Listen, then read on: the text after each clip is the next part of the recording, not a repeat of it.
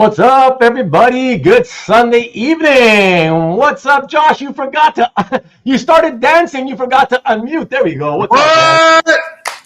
What's up? How does this work? How does this computer work? What's going on? What's happening, man? What's happening? Great to see you, brother. Yeah, woo! Thank you. I appreciate it. Likewise, man. For sure. For sure. Looks like I'm just going to keep talking over you, so we have that awkward thing where we're both talking at the same time. And then we're always what? Yeah, sorry, what did you say?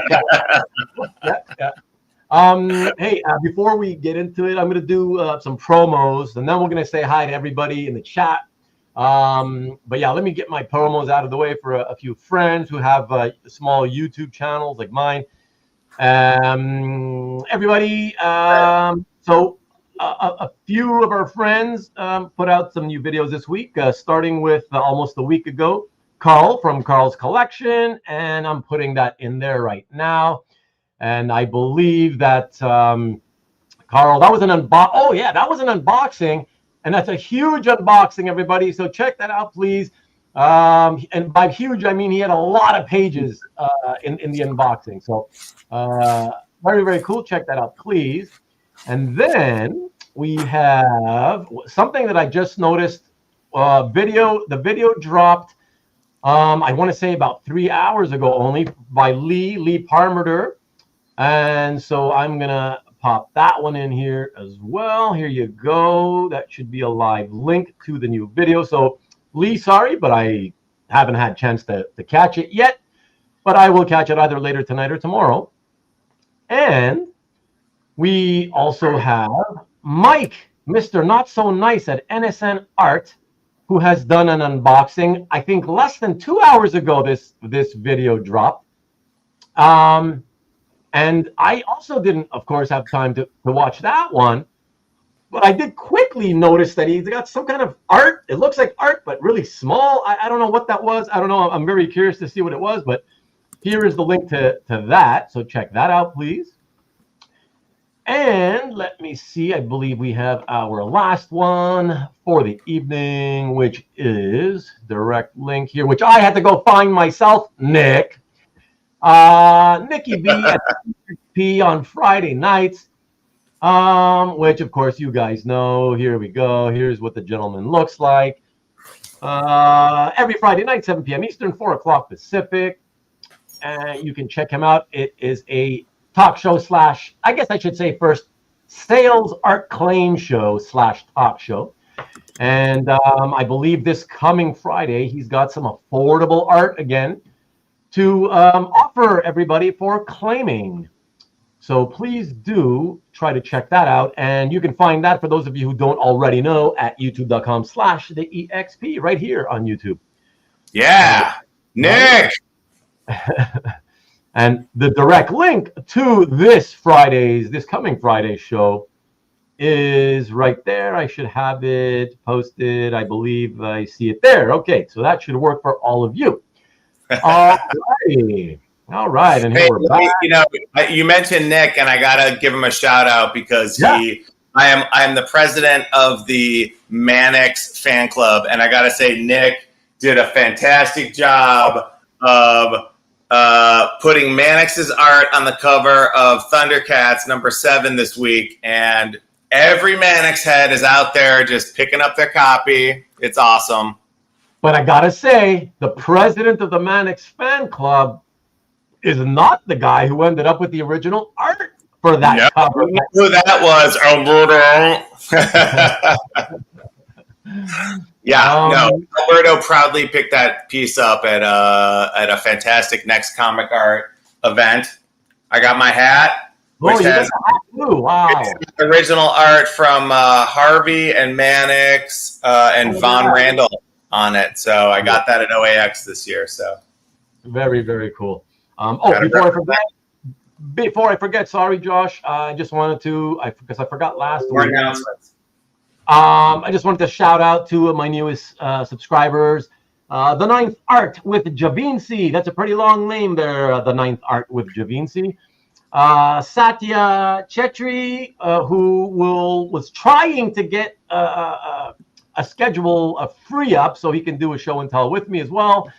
Adam Stabelli, our very own tonight's guest of honor, Josh Flanders, and a couple of anonymous guys whose name I couldn't see because of your privacy settings not allowing me to. So welcome to you all. I appreciate it, of course. And yes, now, Josh, let me jump into the chat and say hello to everybody real quick. Oh, okay. So what do you got? Marcus, what is up? Hydra, you were the first one, like 45 minutes before the show started. So hello to you. Don't know if you're still here. We'll catch up in a second and find out. Marcus, oh, yes, Marcus wanted to let me know also 16 minutes before the show started that I was dedicating this show to Blake Lively because her birthday is today. And happy birthday.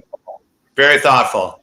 Yeah, he loves Blake. He loves Blake. So okay, all right. That's understandable. Dedicates him to Tim Burton. Wow, it's Tim Burton's birthday as well. Happy birthday to the Batman and Beetlejuice director himself, turning 66 today. Very cool. Good evening to you, Mr. Redjack. Good to see you. Alberto, ready to watch Ruben interview the best hair in the hobby. Woo! Definitely got to be one of, if not the best hairs in the hobby. I agree. Absolutely. Brian, what is up? Mr. Redjack himself, as always, appreciate the warm welcomes for everybody. And hopefully Josh will show some good Manix stuff from when he kidnapped Manix in his basement for a few weeks after OAX. Hey, don't give away my secrets. Did you get him out of Lance's basement? Because I don't know how you freed him. He was in my basement before he was in Lance's basement. Let it be known. Was he? Yes. Yes. Interesting. We'll have to talk about that because I only know Manix as the guy who was locked and chained in Lance's basement. How do you think he locked Manix down? Come on. I don't know, man. I don't know. What up? What up? Number one Marvel fan. What is up? Good to see you, Rick.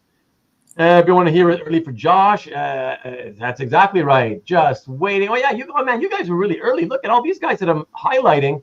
These guys were here before the show, talking amongst themselves. Watch Deadpool and Wolverine today. What did you think, Alberto? Because most people that I've heard, universally seem almost universally positive. I have two friends who recently told me they went to see it and were like, "Oh, it was shit." But other than them, everything that I've heard, other than those two guys, is positive. So I'm going to think, how about you, Josh? Did you see it? Are we talking about Wolverine and Deadpool? Yeah. Yeah. So I am actually I write film reviews for the Chicago Reader. So I did not review that for the Reader. Okay. But I will say I did see it with my wife and what we call the Rogers Park Film Appreciation Society, which includes Kin Wong and a few other friends. But we saw it and we loved it. I mean, It was. Listen, is it fine cinema? No, of course not. Like, it's that's not what you're looking for. It's a good time, and it's got. You're not a comic book person, and you don't get all the. Oh no! Oh no! Okay, I don't know if you can hear me, Josh, but you are freezing up, and you have now frozen up seemingly permanently. This typically happens with people who are on Wi-Fi on their laptops. So I don't know how this is going to go unless you can get wired in somehow. I don't even know if you're hearing me. You're probably not even hearing me right now. But let me continue saying hello to the rest of you while we give Josh some time to figure out if he's going to pop. All right. Oh, there he is. Did you hear me talk about you and tell you that you had been freezing up? Yeah. Okay. Yeah, I totally heard you. Okay. And is there anything you think you might be able to do? Is it you might not be in a good I just had my wife close her computer out because she had it one open. So hopefully that helps. Oh, just for the bandwidth to help out the for sure. Okay. Thank you, Sherri. Tell her I should do her. She's taking one for the team, she said. Did she just hear me say that? Awesome. Yeah. Wow. Thank you so much, Sherri. Thank you. That's so awesome. Wow. That is so cool. Corey, what is up? Good to see you, sir. Corey. Jason, of course. And look, all these guys are still from before 8 o'clock. Tom McDonald, what's up, Mr. Chicago himself? Alberto called Sherri out. That was hilarious. Sherri, stop using the internet. That's funny. That's my awesome wife, Vivian. What's up? Thank you, Vivian. And Hart, of course, saying hello. Jason again. Tom, Hydra, happened to stop by 3 hours ago. Why not? Chi-Town is Clock City. Evening, all evening. What's up, CJ? Good to see you. My wife says, welcome, Josh. And, thank you, Vivian. So we got hello, CJ. Hey, live from Vegas. What's up, Jeff Wedding? And we got Peter Rowe again. Good stuff. Good evening, fellow compulsed ones. Thank you, Peter. Good to see you. Thank you, Peter. Hello, Jeff Wedding. Everybody saying that. Yeah, we want Josh to make some balloon animals. Look at that. Sherri had actually put a hello everyone in there. Look at that. Wow. And now because of the bandwidth issue, now she's not going to be able to leave us some cute comments throughout the show, So I know. Well, she might be able to. Maybe she goes on her phone or something. Who knows? Maybe it's a computer or something. Yeah. Or she can scream them out, whatever she needs to do or wants to do. Yeah, she'll just jump in and make some comments. What's up, Carl? And hellos to Sherri from Alberto. Of course. Alberto met Sherri when we were at OAX. Thank you, Mr. Red Jack. Yes, sir. New vid by Lee. That's right. Nice Bill Sienkiewicz in the background, Josh. There you go. From the shadow number 5. That's maybe, yeah. I think that's about right. I think that's right. 5 or 6? I think it's 5. That's a good question. Yeah, I think it's 5. I think you're right. I think it's 5. Yeah. Yeah, 5. You're right. What's up, John Brown? Good evening to you. Yeah, 5. There you go. All right. Yeah. We'll certainly get a closer look at that later. I don't think it matters that I don't think it's going to be a big shock to anybody that I would have picked that one for tonight. I appreciate it. Yes. Yeah. So there you go. Oh, Vivian says, Sherri must be your beautiful wife. Hi, Sherri. That's it, Vivian. Sherri's right here. She is my beautiful wife. She might pop her head in on occasion, but yes, she is here. That's awesome. She is here. Hey, what's up, Sherri? I wish I could sing. I would sing, with the high pitched voice. Sherri, Sherri, oh my God, baby. She has so many songs. She's got like Sherri Baby, My Sherri Amor. Sherri from the 80s. Sherri by Steve Perry. Oh yeah. Totally. Yeah. Love that one. That's a classic. Awesome, Sherri. Yeah. Thanks for popping in, by the way. Absolutely. Hydra, just so you know, Hydra, I don't know what Sandman 2. So I don't know if you were verbalizing your comment or something, but I don't get that. Haven't got to all of the video yet. Big Sandman fan. Say again, Josh. Big Sandman fan. It seems like. Apparently so. Apparently, a lot of people are. There we go. Hello back from Sherri to Vivian. That's awesome. The girl power. That's you, of course. Yes, Sherri's definitely Josh's better half, which is hard to believe knowing how awesome Josh is. Wow, look at that sucking. You're so sweet. Look at that level of, that's some massive level of sucking up, Alberto. Wow. He's a sweetheart. I love it, though. I love it. He's a good guy. He's also the biggest ball buster, whoever comes into the chats of my shows, just so you know. So you'll see a little bit later. And hard hit likes for Ruben and SNR. Yeah, that's right. Hit the likes when you go to all those videos that I promoted before everybody. Yeah. Doesn't take anything. That's awesome. Those guys are great.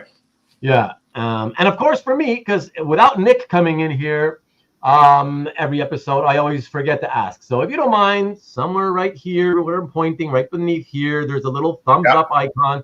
If you're watching now, there's 34 of you currently, and it's slowly building. I would appreciate it if you just hit the thumbs up. You don't need to subscribe. I don't want people subscribing to my channel unless you like what you're seeing and you think that you probably will be back. I want my subscribers to be viewers only. I don't want all that extra riffraff. All right? Yeah. So, but if you do a quick thumbs up, which is the like, That'd be awesome. I'd appreciate that. Thanks. Trying to get the pre-Ruben bomb. Hey, Mike, what's up? There you go. Hello, steak. I'm not sure what. I guess I'm not getting that, but you guys are so active tonight. So let me move this a little quicker. I have a special guest. Love it. Like it. Okay, I appreciate you. Why did I know you were gonna say that, Marcus? Like every week, no matter who the guest is here, you're asking any Manix. Okay, right there, baby, right there.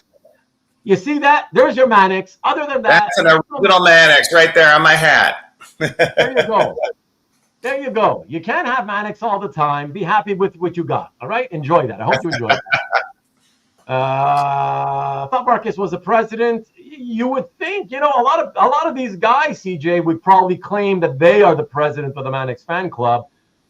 Marcus could lay claim to it, I believe, if he wants to. There would be a good case for an argument there for sure. Yes. Manix maniacs. And the same thing with Lance.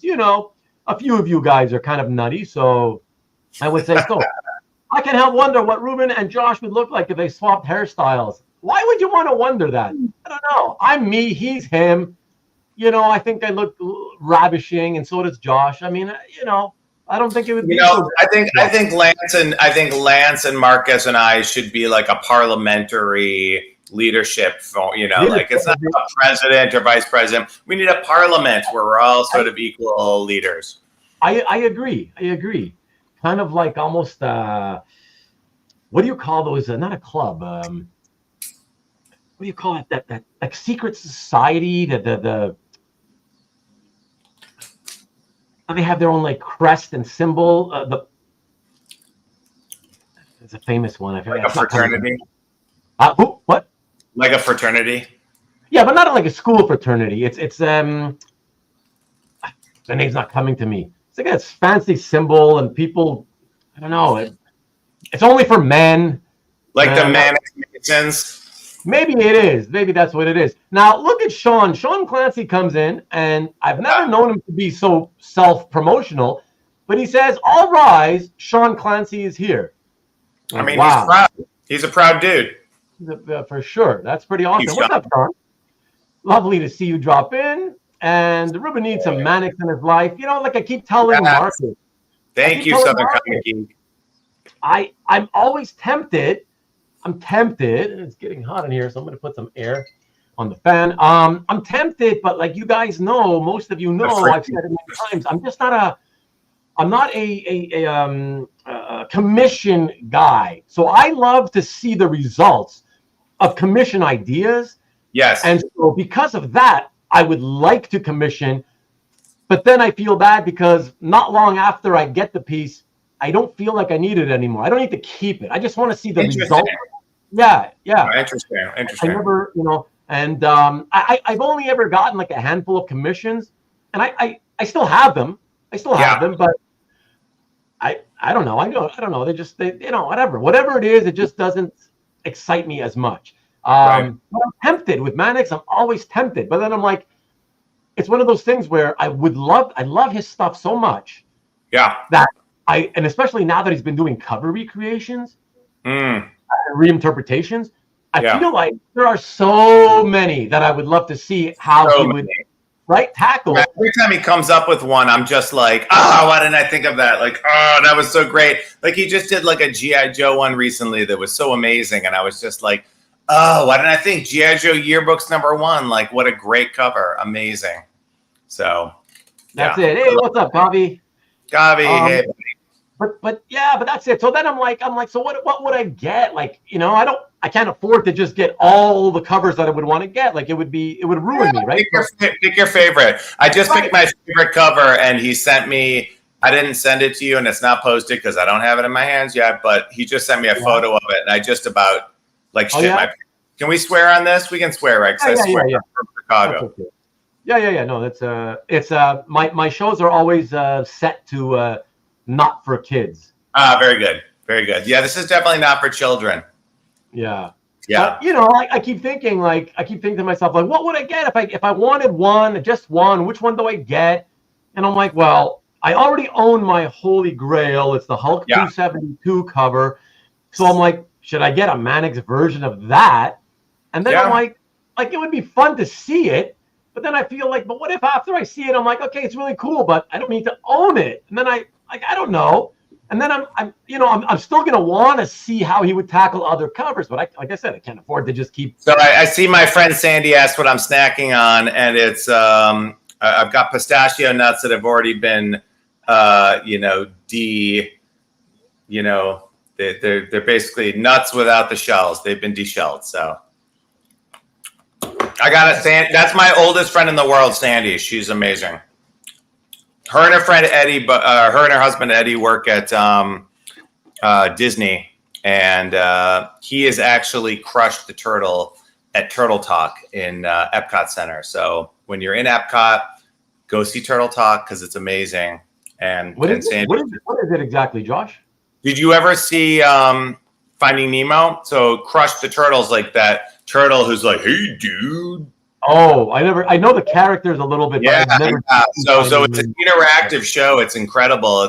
The kids sit in a room and he's on a screen like controlling a video version of Crush the Turtle, and he interacts with the kids, so the kids don't realize that the turtle they see on the screen can see them and talk to them, and they freak out, and it's amazing. Yeah, it's unbelievable. It's like one of the best shows. Cool. Nice promo. Thank you. Job. Absolutely. Peter, you're going to have to tell me you fell off the wagon. Which wagon now are we talking about? Because you're Mr. War Art guy. We talked about a lot of things on this show every week, so I'm not really sure which wagon you fell off. So let me know. I'm curious. Now I really want to know. Yo, Sean, everybody's saying hello. Your gift is there's a lot of people in the chat today. Yeah. It's very lively. That's going to be awesome. Two friends didn't enjoy all the camera shots of Deadpool's butt. I don't know about that.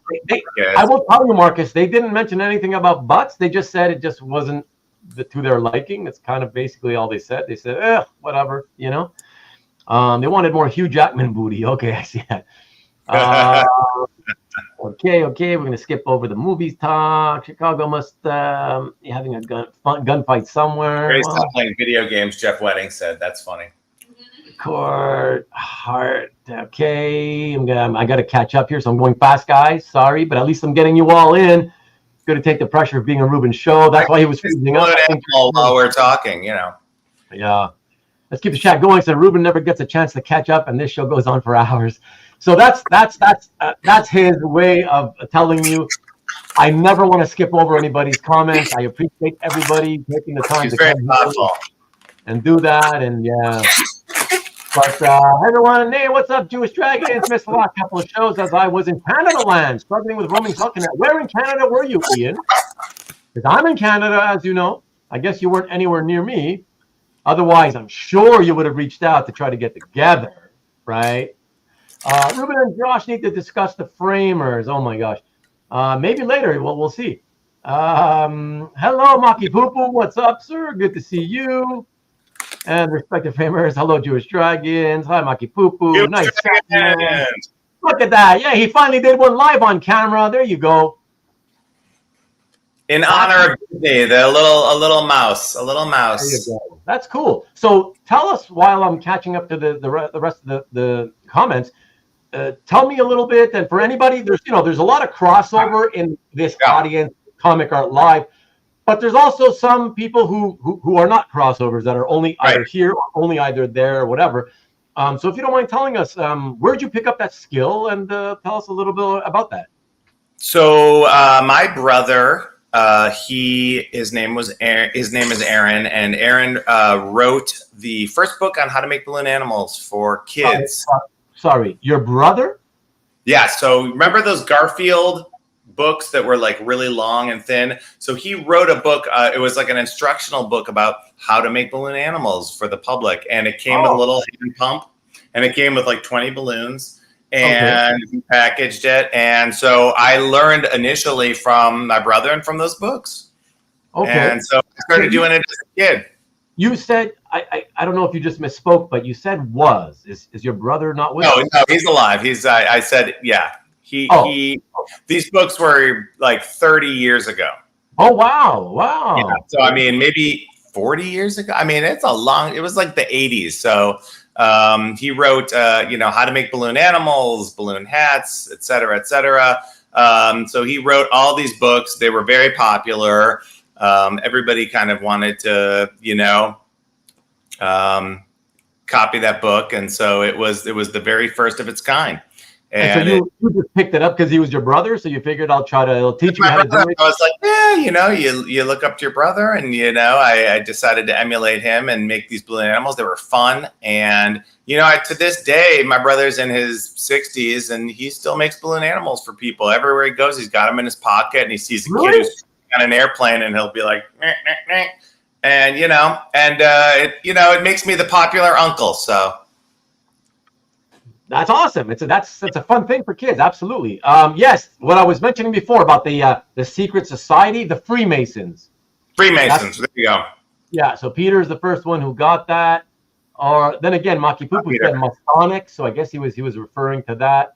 But yeah, fraternity, Manix Masons, skull and crossbones, cliche. The Freemasons, the proper name, John Brown. Thank you, sir.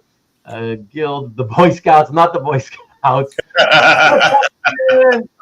Masonic Club. What's up, Mark? Good to see you all the way from Singapore, baby. Woo! Love Marcus! The Stonecutters, not really. The YMCA, yeah.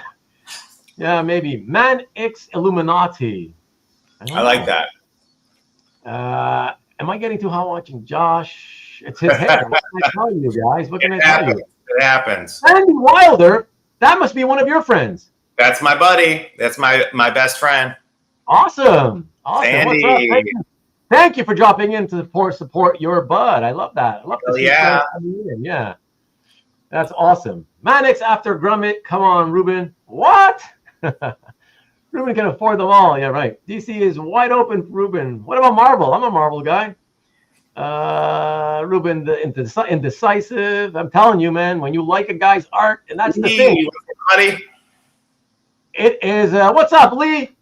I hope you know. I'm trying to send people to catch your video. So, Carl already said that your first piece was a banger. Don't anybody say what it is if you know. I want to see it as a surprise. Crisis on Infinite Manix. Wait, a lot of Manix talk. Ruben, the no commission.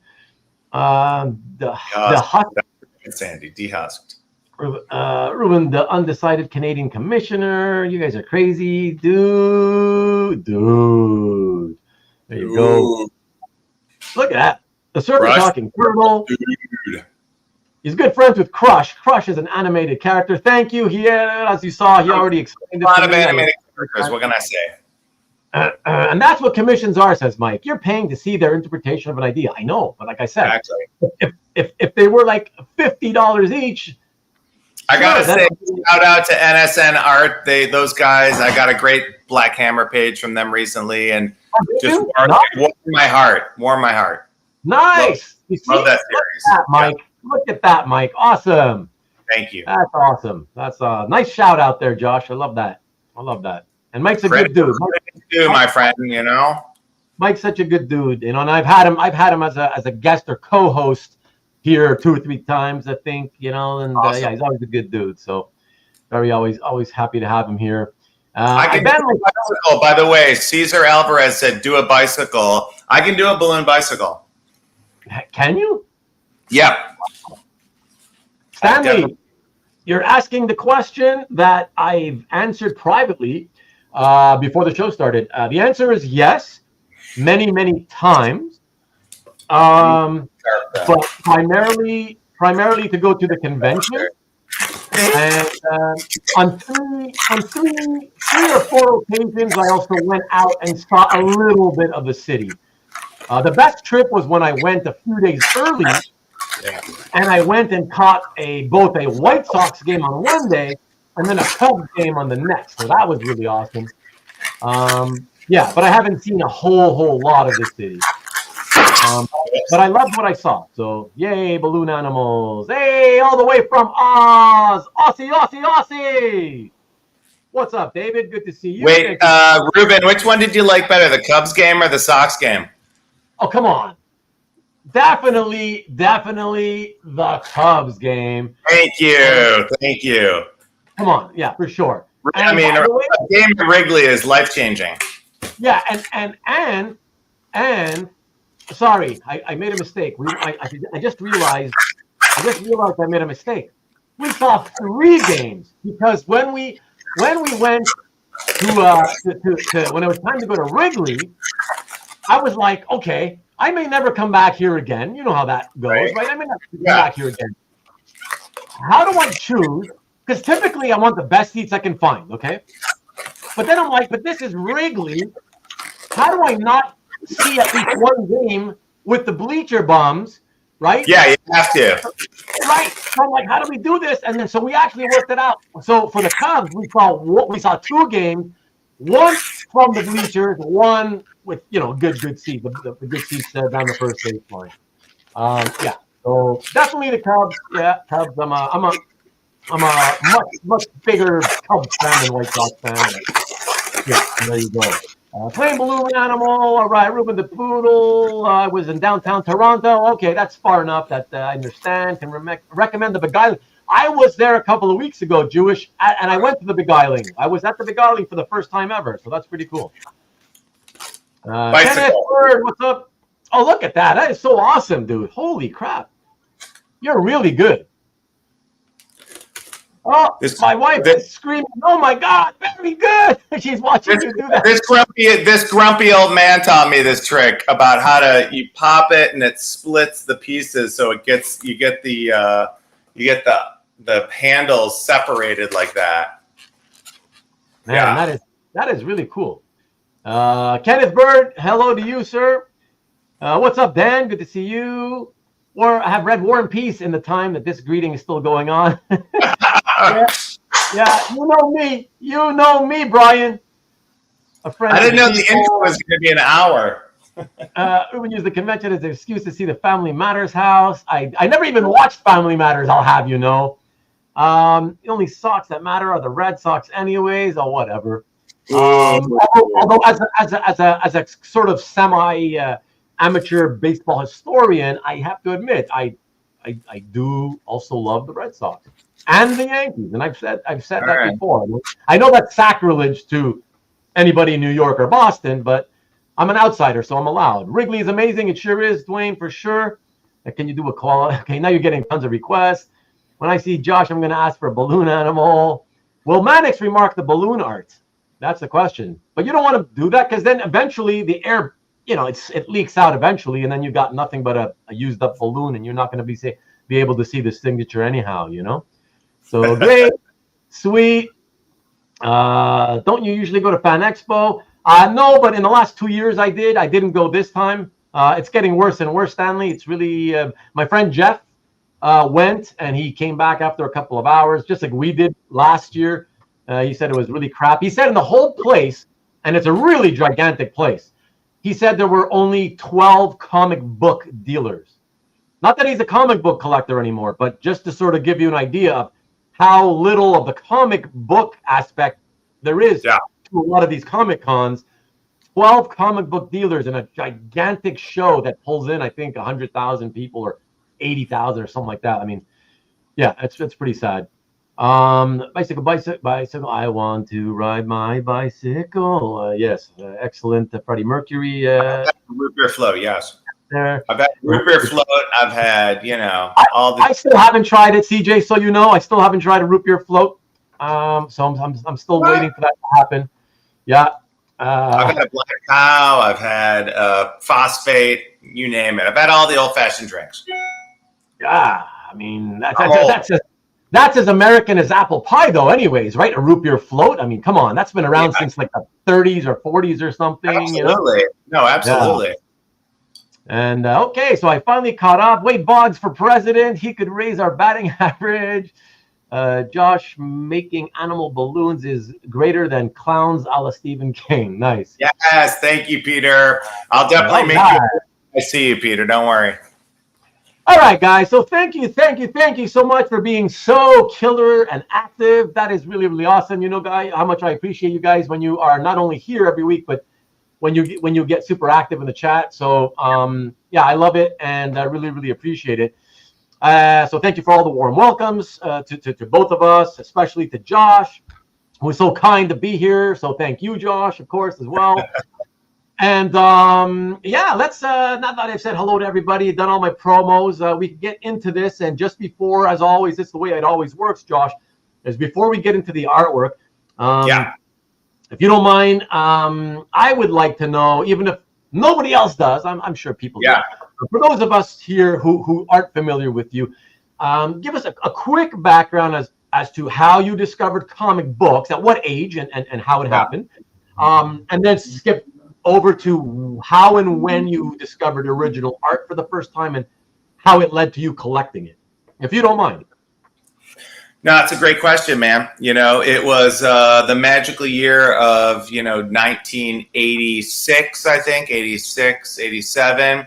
My dad brought me to a comic book shop in, Northbrook, Illinois. I think it was North Shore Comics, and got me a 10% discount, and I got hooked. And I'm pretty sure that within the first couple months of me collecting comics, both Dark Knight Returns and Watchmen came out. So, I mean, I was in it to win it. And dude, I was like, every week at the comic shop, talking to guys who knew comics, getting into it, getting recommendations. I was buying 3 books a week, 5 books a week, 10 books a week, 15 books a week, 20 books a week. It was like, the same obsession that we all had if you were collecting comics in the 80s, this was like the golden age of comics, man. And, I was just totally deep into the game. I was buying independent stuff, Now Comics. I was buying Marvel. I was buying DC. I was buying back issues. I was trying to catch up. Back in those days, there weren't a lot of graphic novels. There weren't a lot of access to those things. I mean, the comic book version of The Prisoner came out, and the guys, Dean Motter, and so the guys at the shop were like, that was a TV show. I was like, what? They're like, yeah, we've got a 5th generation VHS tape with 3 episodes on it if you want to borrow it. And then if you hadn't been familiar with the Oh no, dude, no, because you had to watch like PWR TV from Aurora, channel 50 or 60 in Chicago just to get The Prisoner on TV. And so these guys had taped it, and they had a tape of a tape of a tape of a tape that they loaned me. And I watched it. I was like, "Oh my God, this is amazing!" And was it really? Because I've never seen it, but like I've always known it existed. Like I've known about it, but I just never saw it. It's awesome. When I was 18, my family went to Wales, and I forced them to drive to Port Marion, where the show was actually filmed. Like it was 2 hours out of our way, and they were like, "Oh, why are we going to this place?" And we got there, and it's gorgeous. It's like a resort. And it's on the ocean. And so I was obsessed. So that's when I started collecting. And I'd say probably I went to school in Madison, Wisconsin, and probably in the early 90s, probably like 92 or so. Jill Thompson came up to the comic shop that I was at, and she had a cold at the time because her and Neil Gaiman had been traveling around, and his kids had a cold, and Jill got a cold. But she was there, and I knew she was an artist on Sandman. And she was doing little sketches on backing boards. And so I asked her if she would do a sketch of Dream for me, and she did. And that was my very first piece of comic art. And I put it in a piece of Mylar, and I put it up on the wall, and, I looked at it all the time. But it wasn't until, probably close to 2000, that I realized. I think I was collecting. I was starting to collect like some rare books and miniature books and things like that. And I was looking on the auction houses, and somehow I came across a piece of original comic art, and I was like, "Oh, this is a thing. Interesting. Okay." And did you recognize immediately that? Oh, that must be the original drawing for the page in the comic? Like, did you understand that that's what it was? Yeah, totally. Yeah, I mean, I saw what it was selling for, and it was like, several $100s or whatever, and I was like, oh wow, this is the art that goes to that page. so I, and then I just started a deep dive online, and I wasn't going to Comic Cons, I'll be honest. And I was looking on eBay. I was looking on people's websites, a few of the comic, people of the time who were selling art, 25 years ago, that I picked up art from, those guys were, had websites, and, I was looking at their stuff. So, probably like the first, I'd say like the first pages I got were, I bought like, stuff from like Mitch, Itkowitz at Graphic Collectibles, right? Like I got like a Tim Sale page or like a Sienkiewicz page, and so like some of these guys, Jim Warden was one of the guys, like he was, repping Matt Wagner. And so I, bought a page from him, and that's just kind of how I did it for several years. So that's when I got started. And sorry, but when you got into comics, what age would you have been at the time?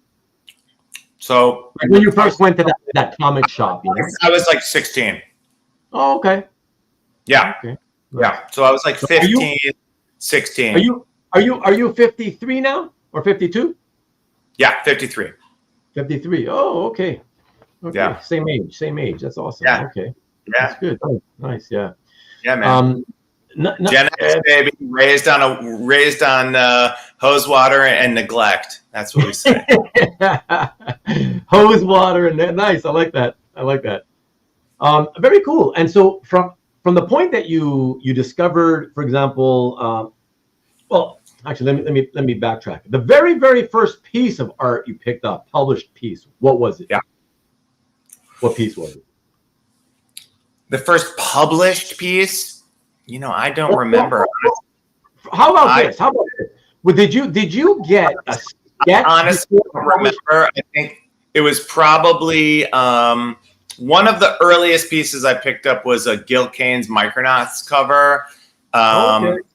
And I would say one of the earliest pieces I picked up was like maybe like an early Michael Avon Oeming, Powers drawing, and then those would be some of the first ones I picked up. And this one, that was one of the first ones I picked up, the Sienkiewicz. Oh wow, that's awesome. Yeah, because I remember, because it says 1987 on it, and I remember looking at it and thinking, oh, it's only like 13 years old or something, or 14 years old. So that must have been the early 2000s, Wow. But I picked it up. I gotta say, man, that's a pretty high-end piece for that time, especially being so early in your collecting, to jump to a piece at that point that must have been, I don't know, in the low four-figure, like 1,500 or something back in those days, 2000. I mean, it was an investment for sure. Like it was, it was probably the most I'd paid for a piece of art at the time, which is why I framed it. But like, I mean, when you see it, like it's in my living room. It's been the centerpiece of my living room for 20 years. I joked like I'm going to be buried with it, although it wouldn't fit in the coffin. Honestly, it's pretty big. It's a great piece. Like it just brings me so much joy, and it's one of those things where, you look at it and it's just dynamic. It's colorful. It's not clear that it's a dude mowing down a bunch of people with an Uzi, but like, you know what I mean? Like you could look at it. It's kind of abstract. There's so much going on in it, though, that it makes you want to stop and look at it and make out what's going on, right? And look at all the individual people, and it's really, really, really fantastic. And I'm a huge Sienkiewicz fan. I always have been. And boy, when that series came out, I was like, when they announced it, I remember being like, yes, oh my god, that's gonna be awesome. Like this pulp character by Sienkiewicz, like, because I'm somebody who I'm tired of the fact that up until the 80s, when that series came out, for the most part, every depiction of the Shadow, who as a character I love, but almost every depiction was very cartoony, looking like the pulp era of the 30s, 40s, early 50s, Right. you know? And, you know, there's a certain nostalgia for that look. I get it. But it's also kind of like it's stuck in that time. So I always thought, like, if you had a real modern day illustrator who could do something more realistic with him, stop drawing him so cartoony, I thought, you know, that would make him perhaps be more popular. And I think it would be so much cooler. And then suddenly they announced, you know, oh my God, it's Bill Sienkiewicz doing the Shadow. And this is right after Chaykin had done the 4 issues. I was excited about those issues. I mean, when you see the covers of those issues, I mean, that to me, it just brings me back to the 80s immediately. Like that was such a great series. I mean, that hooked me. You know, I was the kind of person who great covers were on my wall, and that Shadow cover, you know, a lot of those covers from the 80s, you know, Byrne and, you know, the Panda Brothers, like those, I put all those covers up on my wall. Like they were amazing. Yeah. So. By the way, Marcus is asking, did Mitch have them, or did you get them on the secondary market at the time? The Shadow painting, for example. Do you even remember? Yeah. That's a great question. So that Shadow, I have a spreadsheet. I'm checking it. I got that from Yeah, Mitch had it. Mitch had that page. Wow. Yeah. I got it directly. I got it directly from Mitch, and you know, I won't say what I paid for it, but you know, it's worth like 20 times what I paid for it. Yeah. Obviously. It's crazy. It's crazy. Obviously. No, it's fantastic. Out of curiosity, at the time, do you remember if Mitch had any others? Or like, did you buy that one because it's like it's the only one he had available, and you know, here's a Shadow cover? That's a great question. I have a feeling that if he had others, he might have had one other, but like he did not have a lot of stuff, you know. Right. Sorry, go ahead. I was gonna say it took me until like probably last year that Bill's rep had a page from that issue that I was able to pick up from him. Interesting that you say that, Josh. The reason being, I was doing a search, and suddenly Bill Sienkiewicz's website sort of came up in the search results. I was like, oh, Bill, I forgot. Bill has a site. Yeah, let me just go check it, right? Totally. And I go there, and to my complete shock, he still has quite a few Moon Knight pages. Yep. Like Shadow pages. Now he's asking $7,500 for the black and white interior pages, whatever. But the fact that he still has, I was shocked. I was like, wow. I know the fact that an interior page today is more than a color cover when I got it. Way more from back then. Yeah. It's like so much more crazy, but. Yeah. You know, it's Bill, and Bill's a genius, and he's the nicest guy. His rep's the nicest guy. And, you know, those guys were in Chicago a couple of years ago. We went to go see him and waited in line and, you know, got a bunch of things signed. And, I mean, just couldn't be nicer people. Like, would take all the time to talk to you and are just really cool. So. Is that a fact, Marcus? So you mean Sal Abenanti? He's been buying them on the secondary market just to. I mean, that makes sense. Yeah, that makes sense because you know there's not that they're not available, right? So I mean, I think a lot of people who I know for a fact that a lot of reps who rep pretty popular artists, when they find those pages out on the secondary market, will pick them up to make them available because, you know, I mean, you know how stuff appreciates. We've seen stuff go at auction for famous artists, and then a year later, they're being sold by a rep or a dealer for twice as much. Right. Marcus confirms. He said, yeah, some of them were from auctions. Totally. That's wild. Okay. Interesting. Okay, so very cool. Thank you, Josh, for the little bit of background on you as a collector. Appreciate that. That's awesome. Are you ready to get into the artwork? Let's do it. All right. Let's do it. So everybody, as I always tell you, I will tell you again that yes, once again, indeed, it is I who made the selections for tonight. And no, Josh does not know what I've selected, nor No idea. what order I will be showing them in. So there you go. All I can promise you, Marcus, especially, is that you had your fill of Manix earlier. Okay, so that's it for tonight. Let me do my show. I'm selecting. All right, my show. I do what I want. And Josh has too much good stuff. I can't include everything. There's tons more. By the way, you mentioned earlier, Josh, Hander Brothers, and I'm like, when you said that, I was like, oh. I know. Because I didn't pick one. I came so close, and I'm like, I got to cut it at 20. I'm like, I got to do 20 pieces. I'm like, I can't put everything. I got something has to be left out, and I didn't do Hander Brothers. Whatever. So hopefully you won't be too upset with the stuff that I've left out, and you'll be happy enough. I'll forgive you, Ruben. What's that? I'll forgive you. Okay, good. I'm hoping that you'll at least be satisfied with the stuff I did include for tonight. Yeah. That it won't feel so bad about the stuff.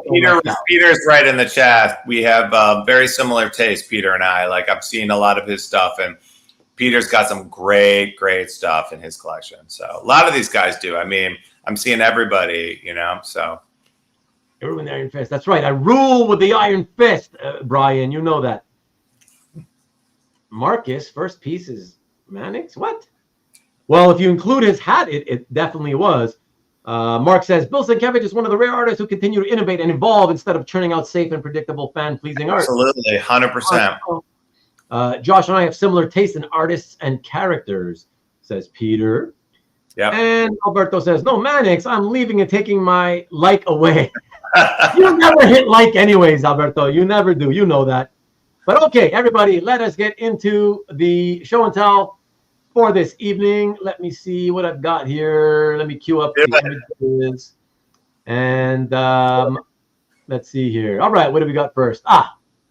Yes, okay. So the first piece in tonight's show and tell from Josh's amazing collection is... Ring. Oh God, Marcus called it. Marcus is too smart for me at this point. I can't. He's too smart for all of us. We gotta just just accept it. So this piece, Manix had never done a sequential commission before. I had seen a commission or a sequential piece that he had done, and I had said to Manix, I would love. Would you consider, through Jiggy, his art rep, I had said, can you talk to Manix and ask Manix if he has done a sequential piece before commission? He hadn't. So I said, all right, I would love a Spider-Man because I love his Spider-Mans. They were so funny. They were so creative. He brings such humor and joy to his art. And Jeff. And I said, I want Spider-Man fighting, some of his, villains, whoever. I didn't get, you don't give Manix a lot of direction because you're just gonna, just let him do his thing. He's creative and funny and brilliant, and he really spends a lot of time thinking about it.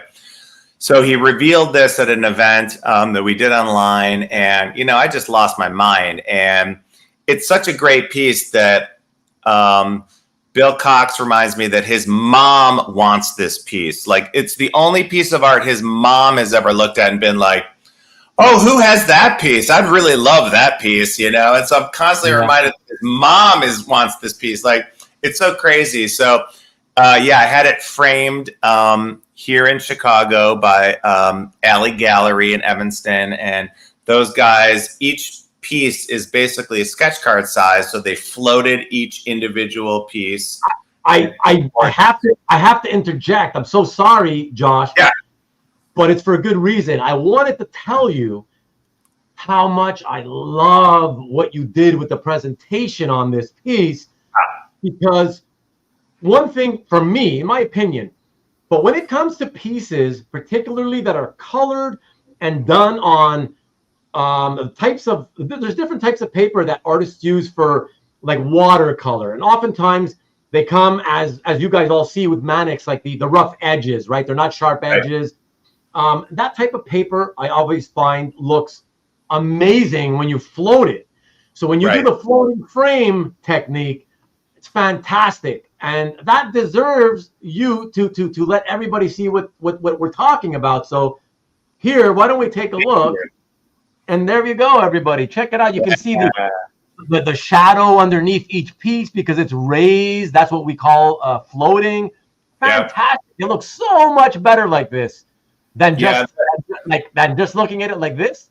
No, completely. It's so much better. And I look at it, it's in my dining room. I look at it every day when I have breakfast. It's, the guys who frame this at Alley Gallery, they are artists. Like, they are not just framers, they do art. And so they know the right tone of gray. They had a great idea to use, if you look at the frame has got like little pock marks that mirror the buildings that are in the background of each of those cards behind the Spider-Man. So it's like, literally down to those little minute details, like everything is echoed in that. And it's just really, it's just a great presentation, and it's such a joyful piece. So, yeah. Yeah, absolutely. Number one Marvel fan himself is asking how much.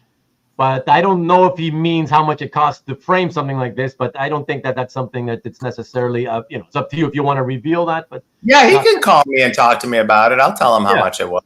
He knows me.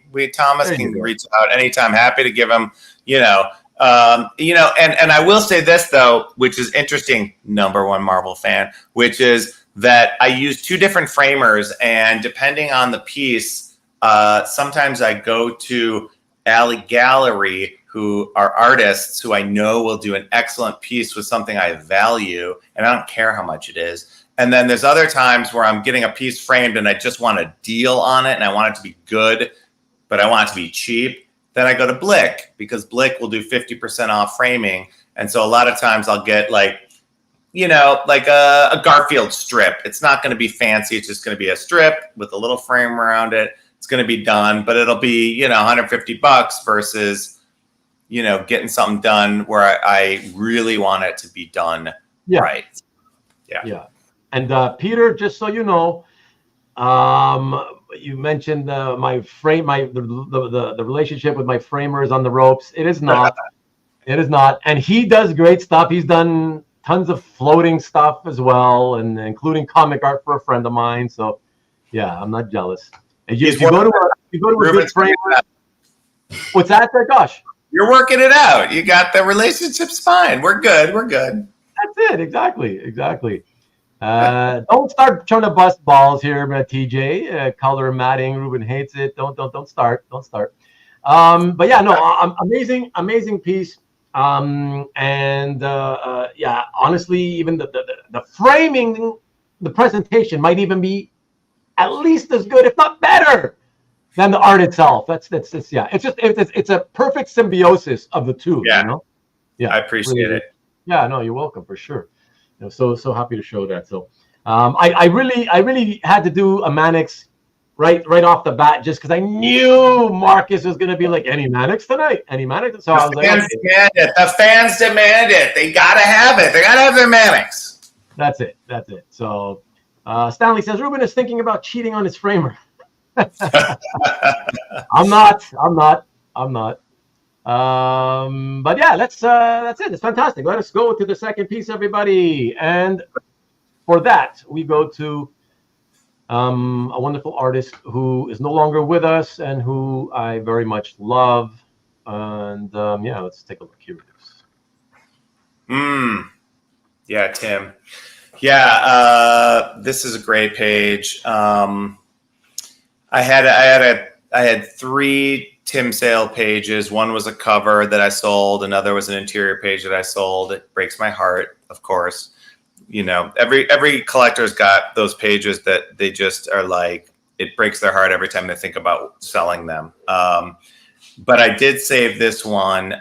This one's special to me. Like it's, you know, there's something about Tim Sale and the simplicity of his work that's so beautiful. This is a great moment in the series where, you know, he's really contemplating his decisions. Like, you know, if he had confided in Harvey Dent, maybe Harvey would have, you know, trusted him more with his struggles. It's, you know, it's about friendship. It's about letting your friends down.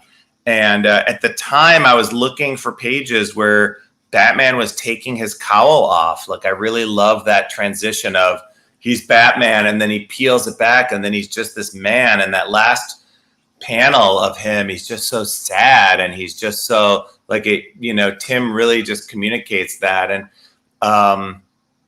you know, I love the Tim Sale pages that are just characters. You know, there's no background, there's no, you know, buildings or, you know, gargoyles or anything. It's just Batman. It's just, you know, Bruce and Alfred, you know, him confiding, and yeah, it's just such a great, it's great.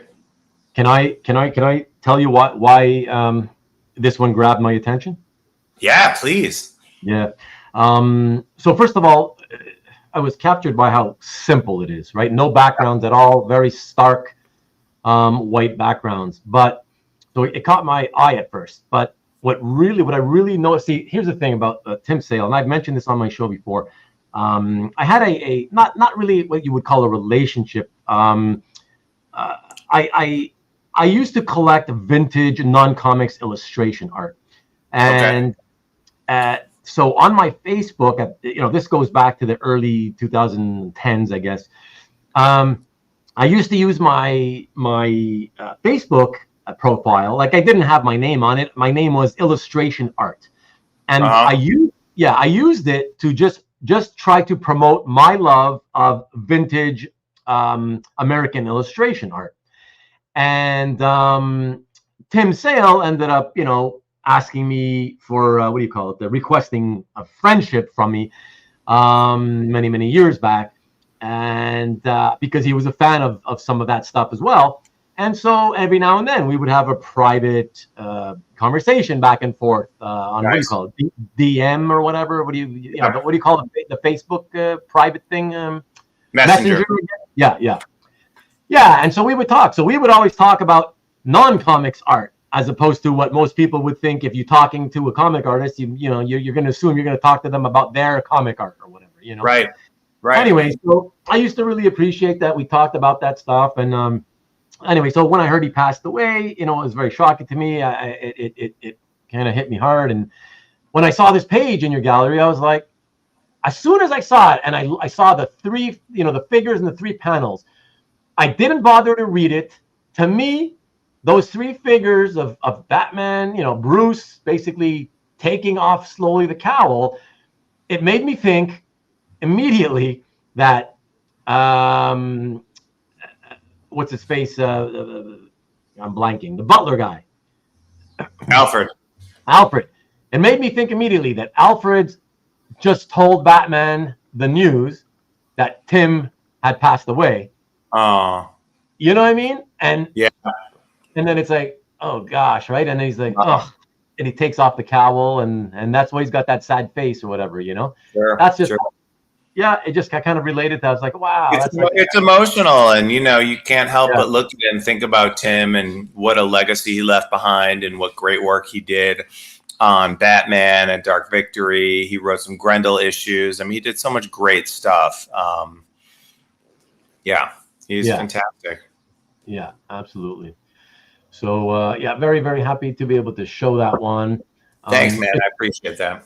Yeah, no worries. I mean, I know a lot of people, with Tim Sale, they want the certainly the main character, but they want him like if preferably fighting with the villains or whoever, you know. Yeah. And it's like his art is so spectacular. Like even in the quietest moments, totally, lot of beauty to be extracted from those types of pages, you know. And it's not often that I find a page with zero backgrounds beautiful. I usually have something to complain about when I see that, you know, because usually it's a cheat by the artist to save time or whatever, or laziness or what have you. Right. You know? But with Tim's stuff, like, it's just fantastic. So no, with Tim, it was to make an impact. I mean, he was making an emotional statement, and you know, the images and the words work perfectly separately and together to make that impact. And he didn't need anything else in that page. Yeah. What's up, Shaggy Wong? He says, a great artist and a class act all around. Dark Victory and Spider-Man Blue are among my favorites. A great show, gentlemen. Thank you. Appreciate it, Shaggy. Thanks, Shaggy. And what's up, Comic Art Boston? The cabman himself, just dropping in to register my like. As always, just arrived at my destination and I'm jet lagged. Very good, sir. Thank you very much. I wonder if this means you will still be here for another 20 minutes like you always do after you say you can't stick around. But if you can't stick around, then legitimately get some rest. I appreciate you. Thank you so much for dropping in to say hello. Long Halloween was the last comic book I gave my dad. He loved it. Yeah, that's cool. Yeah. Nice. Thanks for sharing that, Mark. Then one day, Tim framed a McGinnis using color, and Ruben never spoke to him again. TJ, get off it already, will you? Hi, Cab Ball as well. Yeah. So let us get on to the next piece, everybody. That was awesome. So that's the second piece.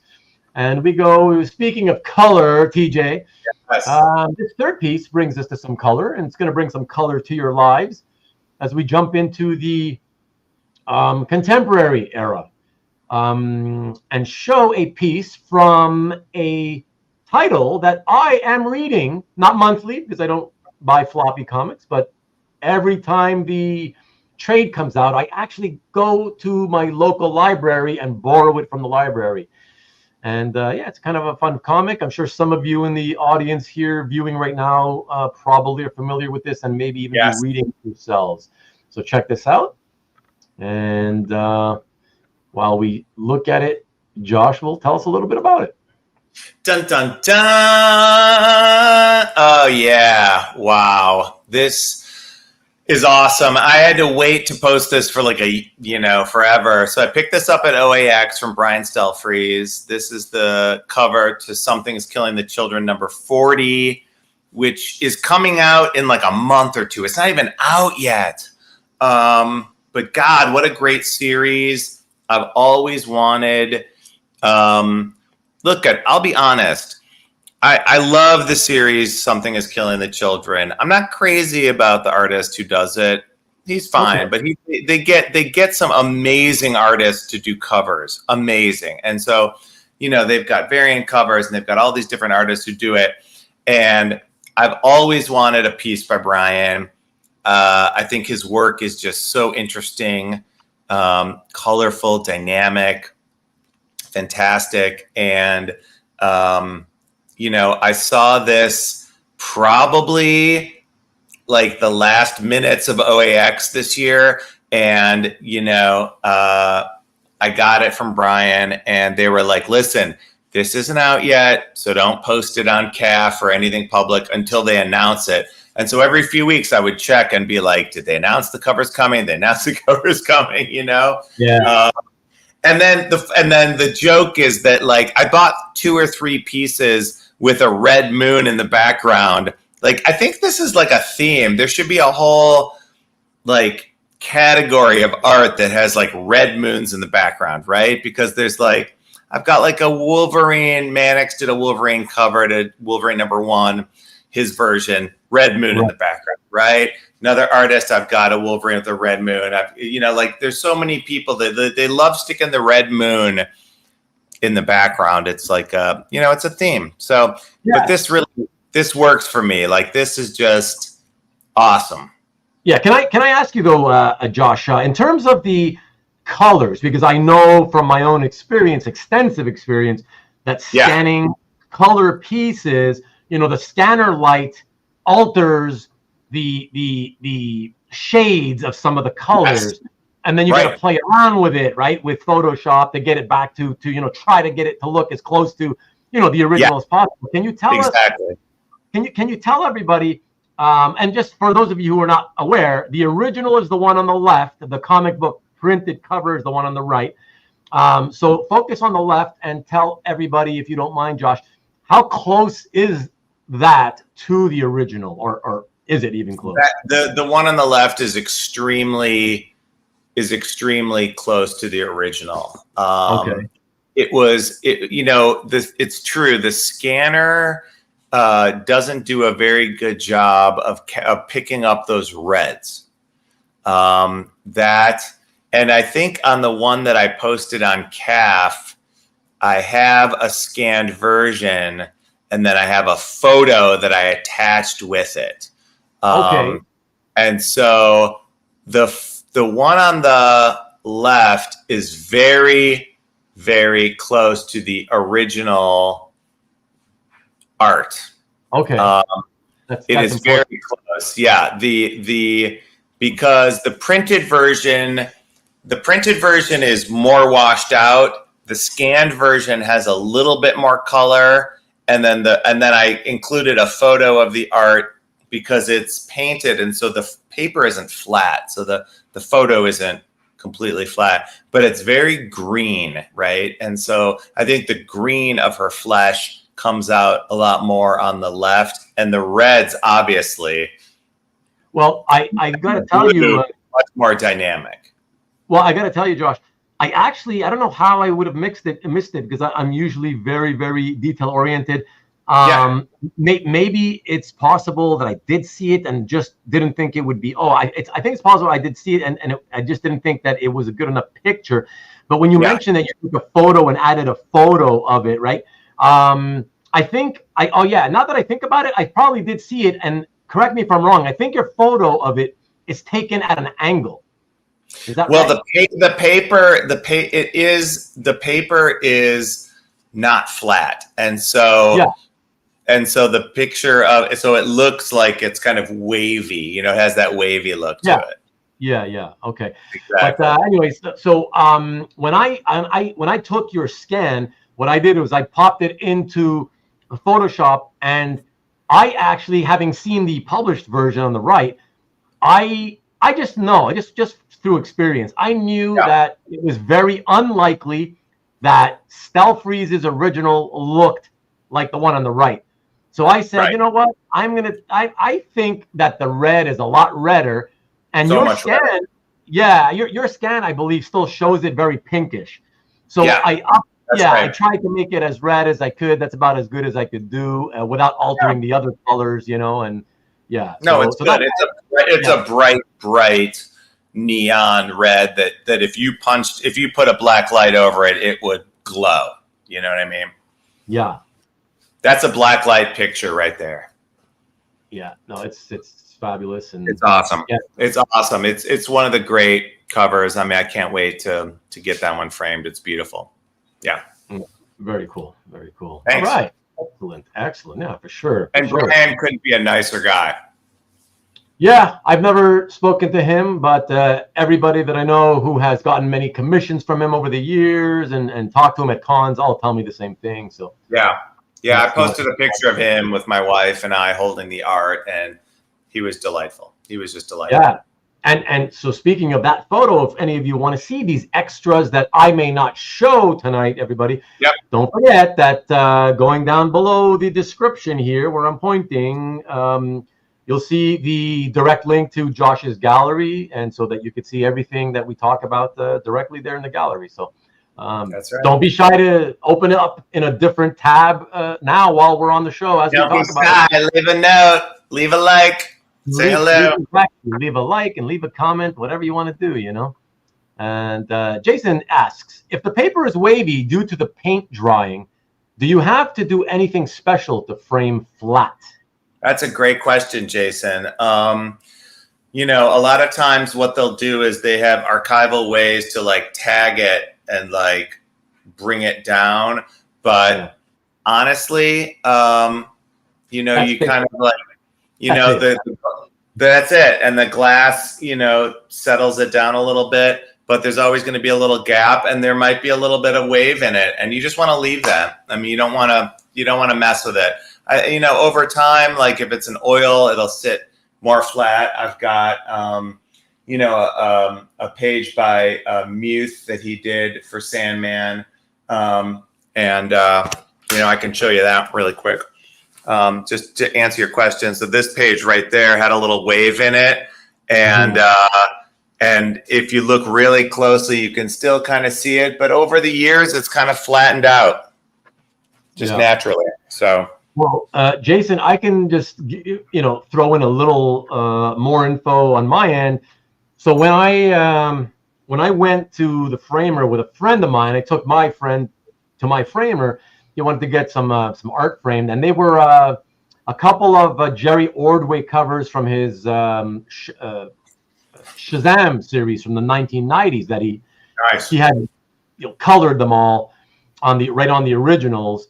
And so they tend to be wavy. And so my friend originally wanted them to be matted and flat. But then when, as we were laying it down and we saw that, it's so wavy, he was like, well, can you get it flat? And as I expected, my framer said, well, of course, but, you basically take double-sided tape and you kind of stick it underneath, and that's how you flatten it down. But like he said, you would still get some of the edges slightly wavy. It wouldn't be perfectly flat anyways. And in the end, my friend ended up deciding to go with the sort of just let it kind of having the floating effect. So it was a fixed, and it's just kind of wavy, but it looks cool. I just find it just kind of floats there and looks nice. So, but yeah, I would say like double-sided tape is typically the way to let it flatten down. That scares me though, because I've had double-sided tape before, Jason, and I can tell you that after a certain amount of time, I can't even tell you how long it was. I don't remember, but not that long. And I tried to unstick it, and it didn't come unstuck easily. And I was like, whoa, what's up with that? Like, that's not, this is not good. Because it's I was at and Sean makes the good point about the wrong paper. Like, I brought some paper to C2E2 and I asked Jill Thompson, I was like, Jill, you did my first Sandman drawing ever. Would you do a commission of Sandman and we could go full circle? You know what I mean? Like, and she started painting it and the paper just started warping, and she's like, and it was gorgeous. And she was like, yeah, this isn't really taking to this paper right. And she took this beautiful painting she made and she like threw it in the trash. And she said, I'll talk to you in a week, because she lives here in Chicago. I'll get you another one. She did a completely different one. It was amazing on her own paper, and it sat flat. And so, yeah, the wrong paper will mess you up. Yeah. For sure. Take it to a comic press guy. Yeah. And maybe get a higher grade on it when I submit it to CGC, right? Hey-ho. Use a lot of big books, Marcus. Just press that sucker. Yeah, exactly. Like CJ said. Remember what you do when you were a kid, like to break in like a baseball glove. You'd stick a ball in it and you'd sleep on it, like stick it under your mattress. Yeah, do what you want, guys. It's up to you in the end. It's up to you. It's your art, I guess. But all right. Pick your art out of your bed. That's what Flanders says. There you go. All right, let us get on to the next piece, everybody. And for that, we go to this piece. Cosmic Odyssey from the first issue by Mike Mignola and Carlos Garzon from 1988. And I just really like this era of Mignola, which is why I picked it. And it had good character selection. So I figured, okay, let's show this one. Nice. Thank you. Yeah. And thank you to Dueling Dealers. That's where I picked that up. This is, so at some point around, 2012 or 13, I sold two really great pieces from Cosmic Odyssey. I had an interior page that was beautiful. It's like a half splash with a stone, monument and a bunch of characters. And then, believe it or not, I had the cover to issue number 1. And did you? Yeah.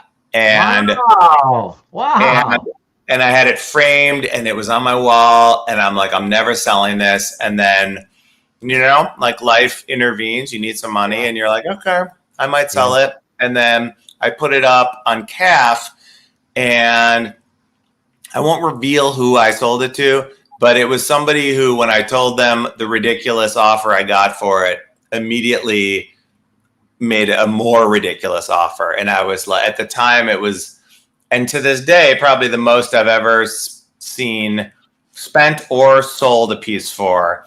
And I was like, okay. So yes, I was heartbroken. I got rid of it, but it helped me. And that was it. And then, years later, like in the last few years, I was like, as everybody who watches Dueling Dealers knows, a few of these pages have come up over the last few years. And this was just one that it really spoke to me. It had a lot of the characters that was on the interior page that I used to have. It's got a lot of that classic Mignola / Kirby inspired machinery, right? And especially in that last panel. It's got a little mini stone sculpture in there. It's just fun. And I didn't have any Mignola because I sold all of it. And I was like, well, this would make a good addition. So I love it.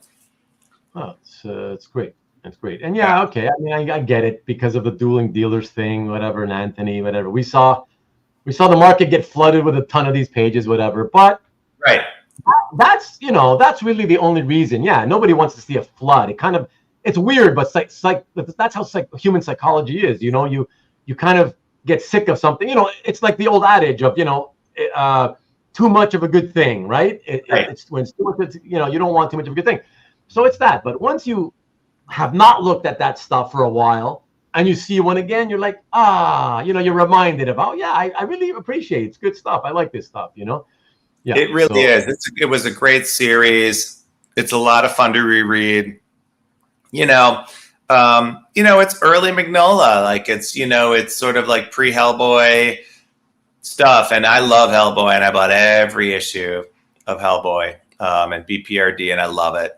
I don't own a page from it. I don't own a cover from it. It's all ridiculously priced, out of my range. But like, you know what? I got a great page from this series. I love it. It's got some great heroes on it. So yeah. Sean says, I once had the cover to Daredevil 168 First Electric, but security at the Marvel exhibit at the Seattle Museum told me to put it back on the wall. That happens, Sean. You got to be quick. You got to be quick. You can't dilly dally when you're trying to take a piece of art from a museum. We can talk about that. Too much Grommet. You can never have too much Grommet, though, Marcus. It's the exception to the rule. You know that. Yeah. Okay, excellent. Let us move on to the next piece. So let's see. For that, we go to the 5th piece in tonight's show and tell everybody. And for that, I have selected this. Oh, a good choice. So, Kevin Smith sold a bunch of his art recently, and most of he had a lot of Matt Wagner art, as you do when you draw cover, like he wrote a whole series and he had Matt do all the covers. I did not pick up any of those covers. They all got away from me. I was outbid on them. They were beautiful. They were color. But, to me, everyone who knows me knows I love Matt Wagner. I love early Matt work. I love all Matt work. But, I mean, this time period was special. And, this Legends of the Dark Knight page, to me, just has everything of a great Wagner page has. He's got in that first panel just amazing backgrounds. He's got that just Batman shushing them, telling them to be quiet. The word balloons behind the bars, like how cool is that? And then it's got those silent panels, which he's so good at. He's so good at just like body movement and Batman working on those bars. Like it elicits a great mood. And then that last panel, those are pure Matt Wagner character faces, like those guys. I mean, you could, it's beautiful. It's just wonderful.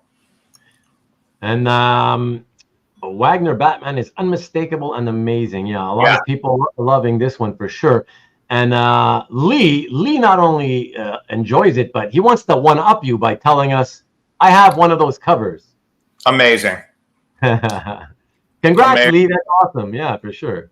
I'm jealous, Lee. They're beautiful. They're each one's, I mean, they probably came in a frame. They were gorgeous. I mean, I'm sure Kevin Smith had them all framed in a hallway in his house. And he would just walk down the hall and be like, I wrote this comic and I have every cover. I mean, it was gorgeous. And each one was a Matt Wagner masterpiece. I mean, you know, Matt continues. Matt is one of those rare guys who he's a great writer when he's working on a series that he doesn't illustrate, like Sandman Mystery Theater.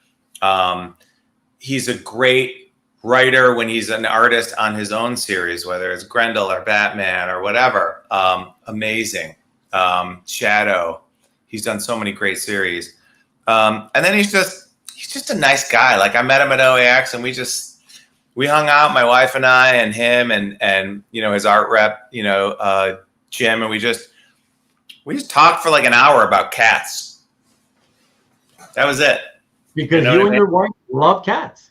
And Matt loves cats. And so we're like, cats? Cats? Yeah, let's talk about cats. And, you know, we didn't like geek out. I mean, this is a guy I've loved for like 30 years. And you'd think all I'd want to do is talk about comics. And honestly, you know, I figured these guys get that all the time. So I'm always like, you know, what are you into? Oh, cats? Me too. And we just talked about cats for like an hour. It's like I was telling you earlier about, you know, when I used to chat with Tim Sale. It was never about his artwork. It was never even about comic books at all, you know? Yeah. That's what I enjoyed about it. You know? And I see Peter said, you know, did I support the Wagner Dracula book? Oh, hell yeah, Peter. I supported the book. I even got the Kelly Jones is doing the art on that book, and I can't wait.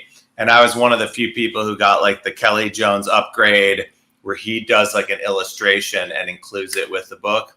So I'm super stoked about that. I'm really stoked. Yeah, I'll support everything Matt does. I love it.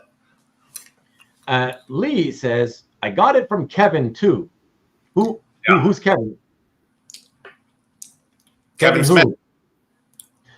The cover you're talking about you have. Okay, you got it from that auction, I guess. Kevin Smith, the writer and actor, film. When he did the auction is what you're talking about. He auctioned off a bunch of his original art. And so yeah, it was just recently, like in the last, I don't know, year or two. So yeah. It was awesome. All right. Oh, and he congratulates you. There. Ooh, congrats. Namaste, brother. Yeah. And I just want to say that it's not the last time this evening that we will see something by Matt Wagner. Hell yeah. And I like that a lot, but the Wagner that's coming up, I love. So anyway, whatever. You know, that's the fun part about doing these shows. I get to pick, and I often make an effort to think about not only what I like, but what I think everybody watching is going to like too, you know.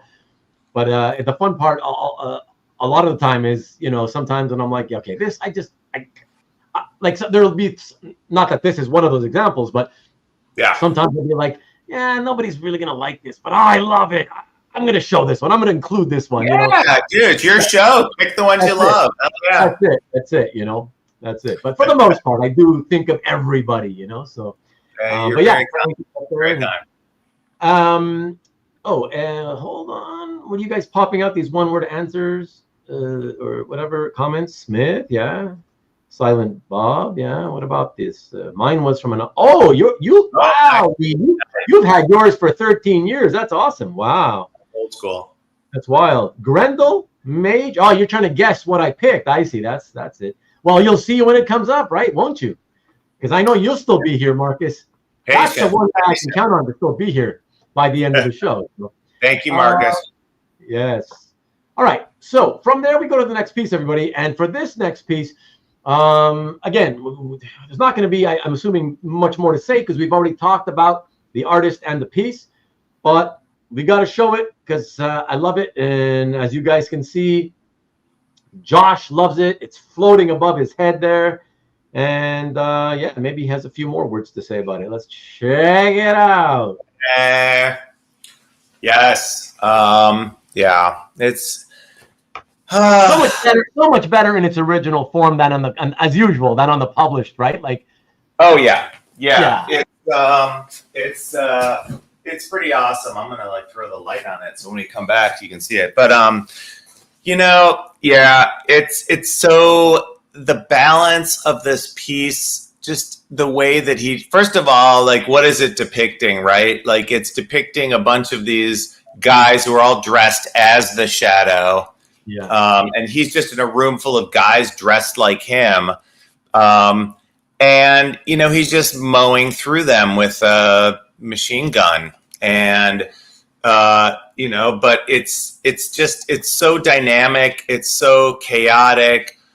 And you know, Sienkiewicz's choice to take this angle from above and to have all that negative space. I mean, sure, you could say like, well, they left it so that they could put in the title, right? Like they got to fit the DC in there in the title, but you know, it works. Like it demands this kind of like you know, this extra breathing room. And you know, people walk in, they see it, they're not like, you know, my living room, like, why do you have a painting of a guy mowing down people with a machine gun? Like, it's not obvious what it is. Like, but you see the faces and you see the people reaching out and you see the, you know, the energy and the emotion on the faces, and it's just pure Sienkiewicz. And you know, I know from reading interviews with Bill that like, you know, he was doing some really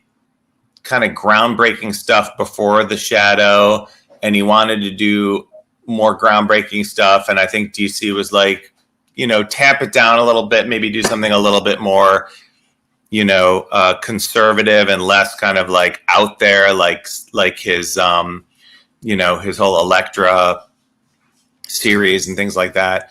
But to me, this is just, it's still pure Sienkiewicz. Like it's him at his best. I love it. Yeah, absolutely. And beauty, yeah. The published cover is once again disappointing for me. Yeah, for most people. We've talked about this a lot. Do you know, Peter? Yeah, it's terrible. Yeah, too dark, obviously. Right, Peter. It's so you know, it's so dark. And I mean, I'm sitting here. It's in my hands. I'm looking at it. I'm looking at the actual painting, and yeah, it's washed out. It's dark. It's you know. That's it. I mean, if you think it's disappointing, Peter, think about it. And it is. I agree, of course. But imagine how disappointing it is to the artists themselves that are in this industry, that they basically spend their entire careers constantly being disappointed month after month in how their work printed. Because rarely are they happy, you know. And I can't imagine. You work so hard on a piece and then you see it and you're like, ugh. And that, you know, and truth be told, it's not always the fault of the publisher, right? Like it could be there's 10 people who've got to work on that piece of art by the time you give it to them, and then it goes to the printer, and there's the paper people and the ink people, and the, you know, I mean, absolutely. But yeah, magnificent, beautiful, and I'm so glad, even though I didn't know going into this episode, that it would be floating above you, behind you. So that's awesome. I love it. Yeah, man. That's really cool. It's an extra bonus for me personally, honestly, you know. Right on. Yeah. So for sure. Yeah, Sean, I mean, how many pencilers feel the same way with inkers? Yeah. That's a whole other, we can do a whole show on that topic. So, yeah, believe me. Yeah, I know that all too well. All right, let us jump to the next piece, everybody.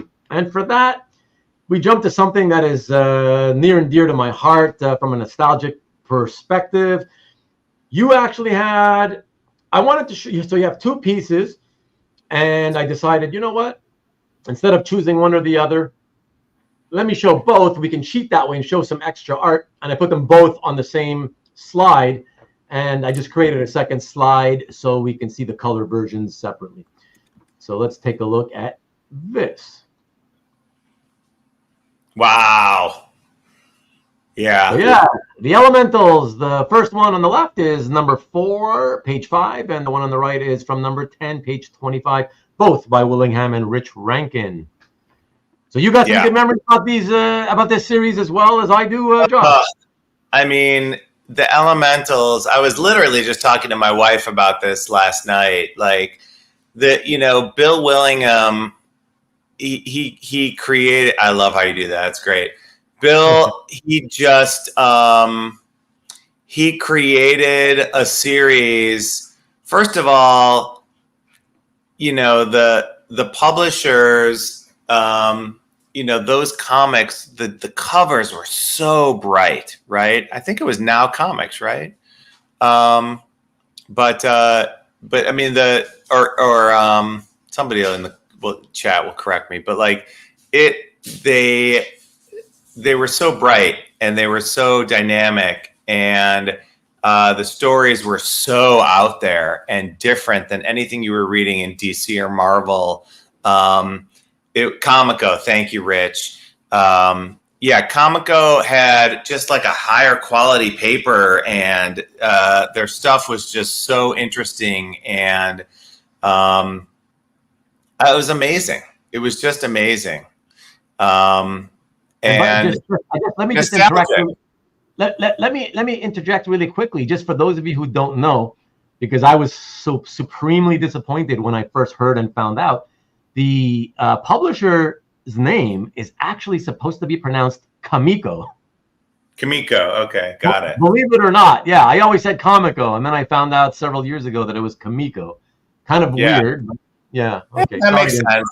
No, that makes sense. But like, like Tom said, like you saw Elementals #1, and you're like, whoa, what is this crazy group? And they just had great villains, and people were really human. And, some of the villains later became allies, and, everybody, it wasn't stagnant like black or white. It was, people, even the good guys had kind of like a dark side to them, and imperfections. And, Fathom was like a Jewish character. There weren't a lot of like outwardly, openly very Jewish characters in comics at the time, which I thought was cool.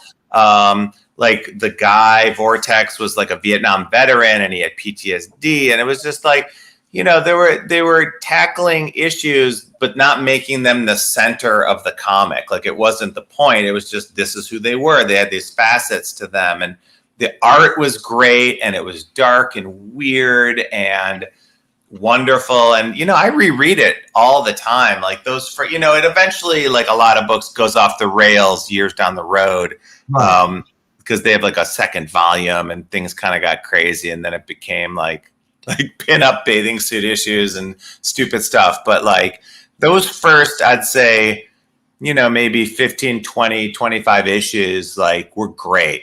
And I was just super lucky in the last few years to be able to pick up a couple examples of some pages. And so, huge thank you to those guys who made those pages available, because it means a lot to me to have them in my collection. So. Oh, that's awesome. Yeah. That's awesome. Yeah.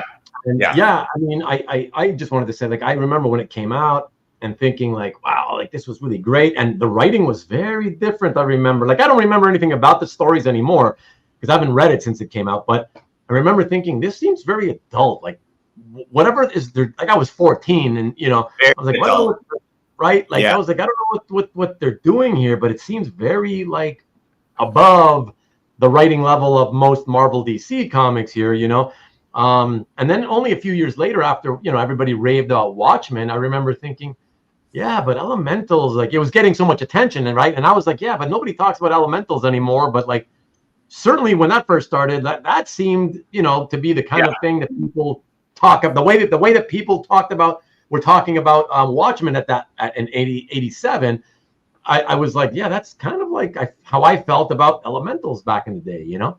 Well, that's exactly right, Ruben. Like it's, they always say in the arts, and my wife and I both work in the arts, which is that, you always want to assume your audience is smarter than you, and you want to aim above their head. Like you really want to assume they're smarter than you. And I think a lot of comics talk down to people, and they're very simple. And what Watchmen did and what Elementals did was they created an adult comic, right? That had adult themes. And yeah, you're going to have battles and you're going to have fights and you're going to have sorcerers and all the great things that comics have. But you don't have to dumb it down for people. Like we get it. And you can make people complex and not two-dimensional also. These were people who had flaws and were imperfect like all of us, and had high aspirations and doubts and all those things. So that's what I loved about it. It was so great. Such a great book. It's a shame, whatever, it got tied up in like legal issues and things, so it won't be reprinted or whatever. Like you just got to go find the issues. And the good thing is they're out there. They're not hard to find. You can find them because in the 80s,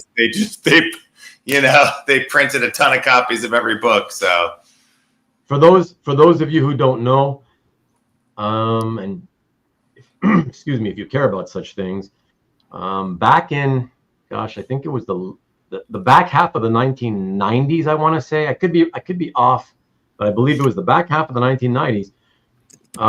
Jim Lee offered Andrew Rev, the guy who owns the rights, like $50,000 to try to buy the rights from him, because he wasn't using them for anything. He hasn't really published anything since the last 30 years or whatever it's been.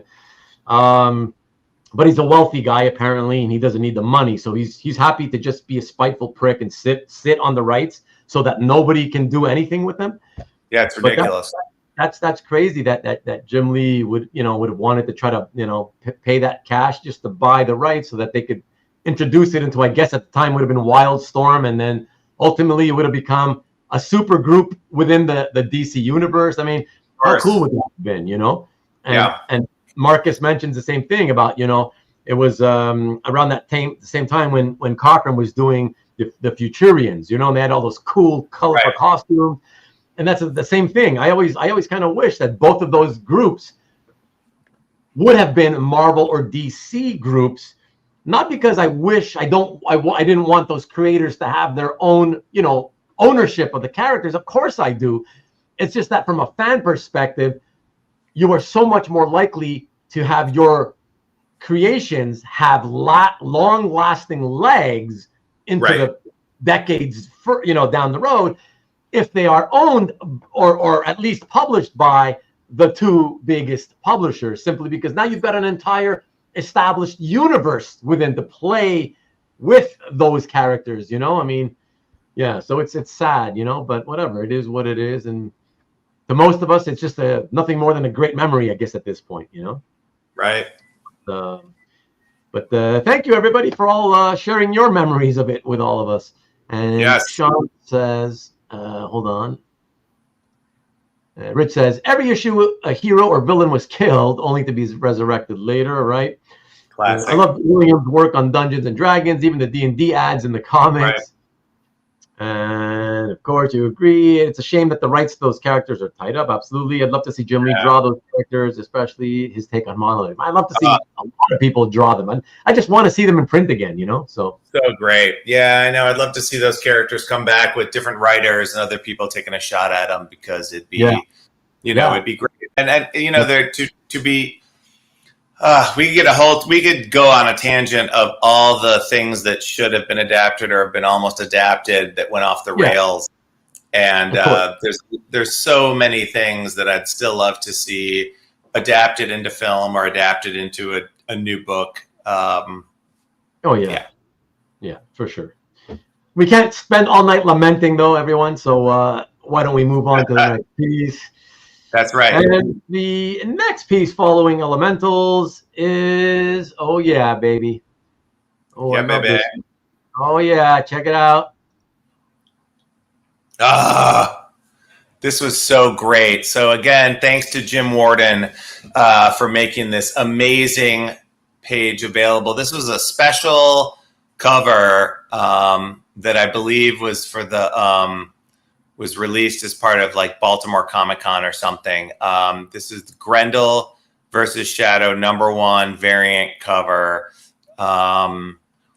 You know, I mean, what else needs to be said? It's just classic noir kind of like Art Deco style poster from like a, you know, from like the old fashioned 1930s here, man. It's like 30s cinema. He got the time period great, you know, right? The buildings.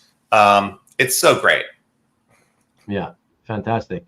And yes, TJ, it's the horizontal flip that they had, the flipperoo that they had to do with this one. The old flipperoo, yep. Yeah. And I will admit, I think it was a good choice. I do find it looks better flipped the way they did it for the comic. I find the excuse me, I find the composition slightly better when it's flipped. But what do you think about that, Josh? Well, I mean, you know, it's a great point. You know, I think you always have to think about where your eye moves, right, in a piece. And when you look at Grendel Shadow on the comic, you're reading the words first at the top, right? You're like, oh, it's Grendel versus Shadow. Then your eyes go to Grendel. It follows the fork and it goes to the shadow, right? But when you're looking at the art, and I have this framed on my wall, your eye starts with the shadow. Your eye starts with the shadow in the middle of the page, guns spread out, his arms spread, then it travels up the fork, and then you notice Grendel up on top. So it's how your eye moves through the piece, right? And one takes into account the fact that there's a title there, and one takes into account, you know, the artistry. So yeah. To me, either way, to be fair, of course, I think it still works both ways. It's still beautiful.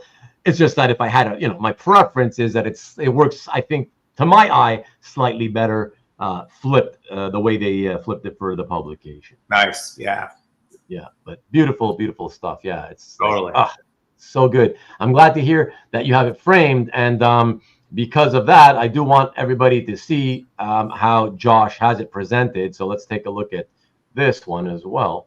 Yeah, and there you go. Yeah. So, again, it's just simply matted with a white mat, and then it's got a on top of the white mat is a black mat, and then there's a little silver insert that kind of goes between the frame and the mat. So there's levels, right? Just like the picture. So it tries to enhance the picture and have that kind of like 1930s silver kind of come through. Yeah, no, almost almost like it's part of the marquee of a cinema, of a picture or something. Yeah, exactly. And you're right, Marcus. I do approve. I highly approve of the presentation on this one for sure. Absolutely. Good comments, everybody. That's why I showed it. It's beautiful. Thank you. Excellent. Okay, so I haven't heard anything from Alberto, so I'm assuming that he does what he always does, which is to pretend he's here, but he takes off to do other things, and then he comes back later on and just pretends like he was just sitting back, watching and listening. So, yeah, exactly. I'm going to put something that he asked about that I said we would not be seeing because, of course, I lied, and we are going to see it. We're going to see it right now. We're going to see it right now. So, Alberto, if you're missing this, it's your fault. I figure it was like Scrooge McDucking in like a room full of comic art, just rolling in like a bunch of art. Scrooge McDucking. I love that. Yeah. That's awesome. Hold on. Before I show it. Captain America helmet on. He's got the little Captain America shield, and he's just rolling around. Even Jeff says the same thing. Alberto and I have similar strategies, plus rewind. Yeah. Yes. Exactly. Yeah. Fast forward, rewind is our friend, Jeff. There you go. But okay, let's take a look at this next piece that Alberto is not going to see. Oh, yes. Thank you. So yeah, before the Hembeck wave hit, I was early on the surfing, and I was looking through CAF, and I found somebody had this cover on CAF, and I made an offer, and the Hembeck, for those non-comic people who are watching, or small number of my friends who might be online, the Fred Hembeck version is on the left, and the original version, the Kevin Maguire version, is on the right. I'm a big fan of Fred. I've gotten to hang with Kevin several times when he's at C2E2. He's a lovely dude. He's also an improviser, for those of you who do not know. My wife and I do improv, and he also does improv. So that's kind of a fun fact. Like I said, I don't usually talk comics with comic book artists when I see them. We talk cats and improv. But yeah, when I saw somebody had this Fred version, I was like, oh my God, this is incredible. I made him an offer, and they were generous enough to accept it. And so, yeah, as early in my Hembeck sketch card collecting days, I picked this up, and this is why every time Alberto or somebody picks up like a ridiculously amazing published Hembeck cover, I can let it go because I have this little Justice League piece tucked away. Yeah, it's fabulous. I love Marcus's comment. Hembeck even makes Guy have that punchable face that he's known for, right? I love completely. That. Look, he's got the bowl haircut. I mean, it's even better in the Hembeck version. And Peter says, I love Gardner's exaggerated bowl haircut. Yeah, that's what makes it so great. Oh, Hembeck he nails it. And, even like Batman's like angry smirk, like his eyes, it's so great. That's too funny. All right, thanks, Kavi. Thanks. You know why, Kavi, I got confused? Because I thought he meant it was sounding like He-Man. I thought he meant like some kind of a He-Man piece by Manix. So I was like, why would he ask about that? But okay, so what happened was at OAX, I think it was Jeff Wedding, and I want to say Jeff will help me. No, it wasn't Mikhail. It wasn't. It was. You see what I mean, Kavi? We're having these senior moments. Anyway, there were three of us. Jason, thank you. D'Ambrosia, okay. Thank you, Jeff. I knew Jeff would be in the win. So Jeff and Jason got these Hembeck cards, brought them to Manix, and had Manix add. They were like Shadow Cat, and they had Manix add, a little dragon to it, and so I was like, of course. I was like, oh my God, this is a great idea. So then I did it. I was like the third guy. And so a bunch of us have these sketch cards they were originally done by Fred, and then Manix added his genius flair. So yeah. Very, very awesome. Very awesome. And those are now known as He-Manix. So when they collab. Yeah, they didn't know they were going to collab. I mean, I don't think Fred and Manix have ever met, right? So yeah, right. Yeah, exactly. It's a mashup. It's a mashup. I mean, at first I was like, "Ooh, dare I take my like Hembeck card and have it defaced by somebody else drawing on it?" But it's Manix. Of course, I'm going to do it. Yeah. So no. It's actually perfect because when I first saw Manix's work, I mean, it immediately made me think of like. I was like, it's like he's this era's version of Fred Hembeck. What Fred Hembeck was to all of us when we were younger back in the 80s, late 70s into the 80s. He has that humor and his own take on things. And it's great. Yeah, love it. So, yeah. My wife will bring me that because I've got that card sitting on the fridge. And it's got both Hembeck and Manix on it. So okay, he says Lance may now have the best Manix. Yeah. Which is that one? Remind me, because I must have seen it. If it's in his gallery, I saw it. Which one is it? Here it is, by the way. That's just Hembeck. And what did Manix put? The actual Phoenix or what? Yep, he put the Phoenix. Oh my gosh, that's so cool. The Phoenix power. So I have my Jean Grey Phoenix, and then Manix added the actual Phoenix power. So that's my piece. Thank you to my wife, Sherri. You're welcome. Oh. We heard Sherri. That's very sweet. She may have to come over and say hello if I have to run to the restroom in a few minutes. Nice. I got TJ saying to Peter that All-Star number 59 Hembeck. Somebody got, I don't know, one of you guys, TJ, you got Hembeck to do All-Star 59 cover. Is that what you're saying? I don't know, but whatever he does, it's always fun. That's what I see with Manix now. It's always fun. Just like I used to anticipate anything from Hembeck, I always anticipate this. Whatever the next thing that I'm going to see somebody post for Manix, you know? Yeah, Jeff sold or gave Lance Tor Johnson from Plan 9 from Outer Space, and then Manix added a Vampira. So it's pretty awesome. That's a pretty awesome. I think it's on CAF. That's pretty great. Cool. And it's a thing now. It's a thing now, Ruben. It's like, these mashups. The mashups.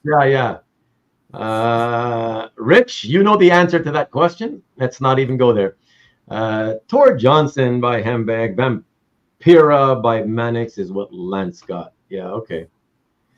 And you want TJ, that's what you want to get. Okay, the All-Star cover. Okay, got you. Thanks. Very cool. Okay. Excellent, everybody. Let us move to the next piece. And for this, I think we have something that is near and dear to Josh's heart. Let's see if he will agree to that or not. Check this one out. Everybody. Oh, yeah. This is near and dear to my heart. So, yeah, this is one of the first pages I picked up.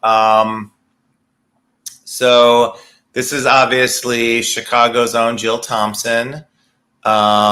This is a page that, it's number 49, page 5. It's for those of you who know Sandman, this is probably the most pivotal moment in the series. This really locks in, Morpheus's fate, right? Because spoiler alert, 30 years later, if you haven't read the series. I don't intend to. Okay, well, he takes his son's life, and it's sort of, his son was living just as a severed head. Long story, and he wanted to die, and he couldn't, and so he evokes his sister Death, who appears as the Ankh, and he allows his own son to go, and it's what kind of seals his fate with the fates in the series, and that's all I'll really say. So a little bit of history behind the page. I got it from Vince Locke, the inker, and I got it signed by everybody who participated. So Vince signed it, Jill signed it, and Neil signed it. Neil, I waited in line for hours to meet, at a book signing. He's a rock star. But Jill Thompson, I didn't know at the time. I know her now from going to C2E2 and seeing her at different events. She's lovely. And, but at the time I didn't know her. And kind of a long story short, I was doing I was playing Jesus in a video. When stand-ups do like intros to their show, there was a famous stand-up in town. He was filming like an intro to his show, his stand-up show. And it was like him meeting all of his jokes in a room before his show. And one of his jokes is Jesus. So I played Jesus in this sketch, and it was a video. It was on Netflix, and there was a bunch of other characters. And one of the guys who was there looked really familiar to me. And he had that Alex Ross Superman t-shirt on, and he said, you know, I'm the model who modeled for Superman for Alex Ross. And I was like, that's why I know you. You look so familiar. And Alex is famous for doing hyper realistic stuff.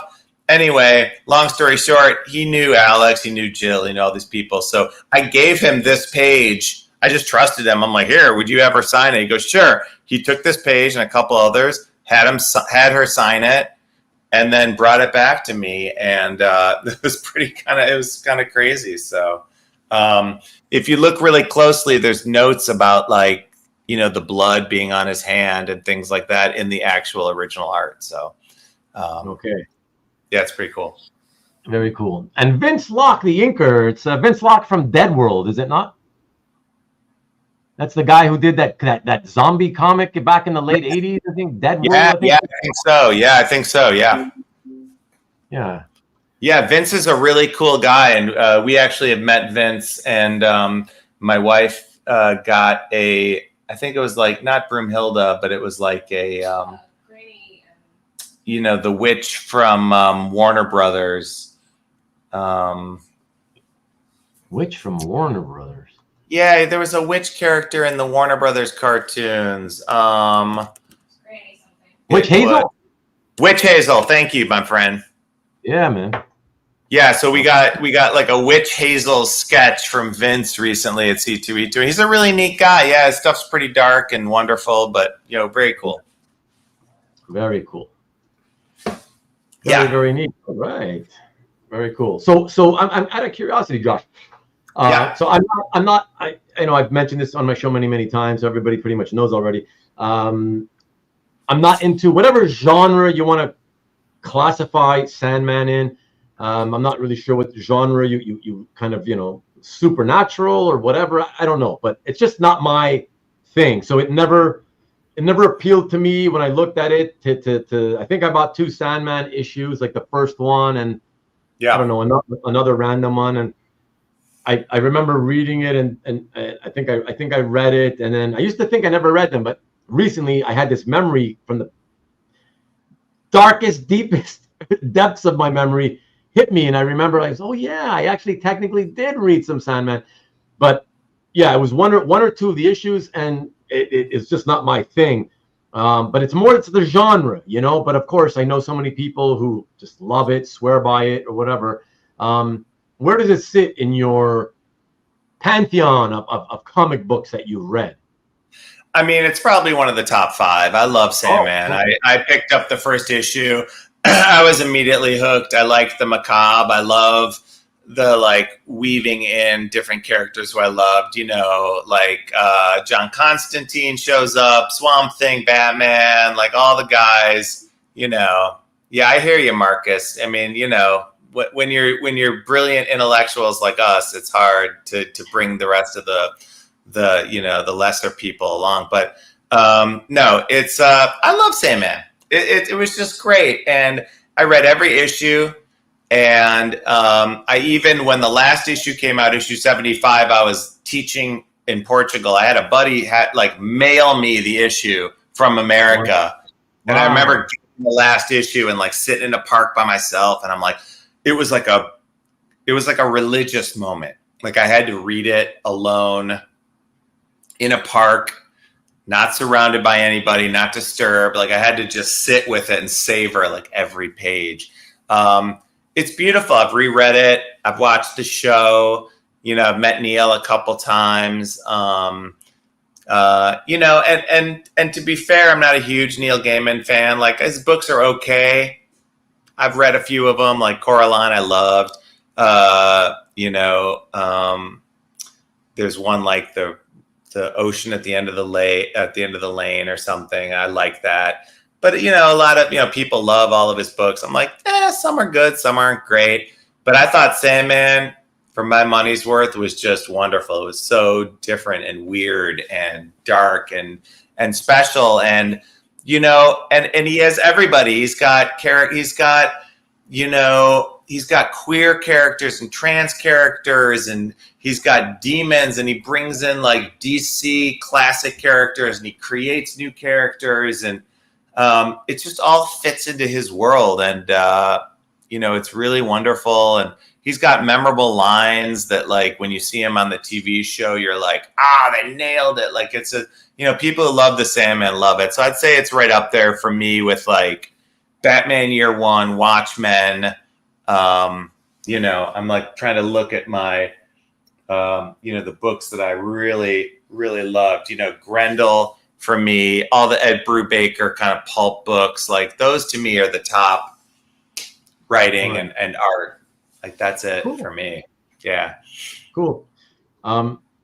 Marcus claims that I'm still working through Youngblood. I want you to know, Marcus, that out of all those Image guys that went to Image from Marvel, and I bought, I think, the first issues out of those first 5 titles, maybe the second issue on some of them, and I dropped them all because I knew immediately that it was absolute trash. So that's what I have to say about that. Ruben is a unique one. Apparently so. Wine coolers versus Cabernet Sauvignon. Wow, that's a good analogy. That's good. That's a big insult, Peter. I'll get you for that. I don't drink wine coolers, by the way. And I'm more likely, even though I'm not really an alcohol drinker, I'm far more likely to drink wine than a wine cooler. So, what happened to Bartles and James? Those guys were great. Come on.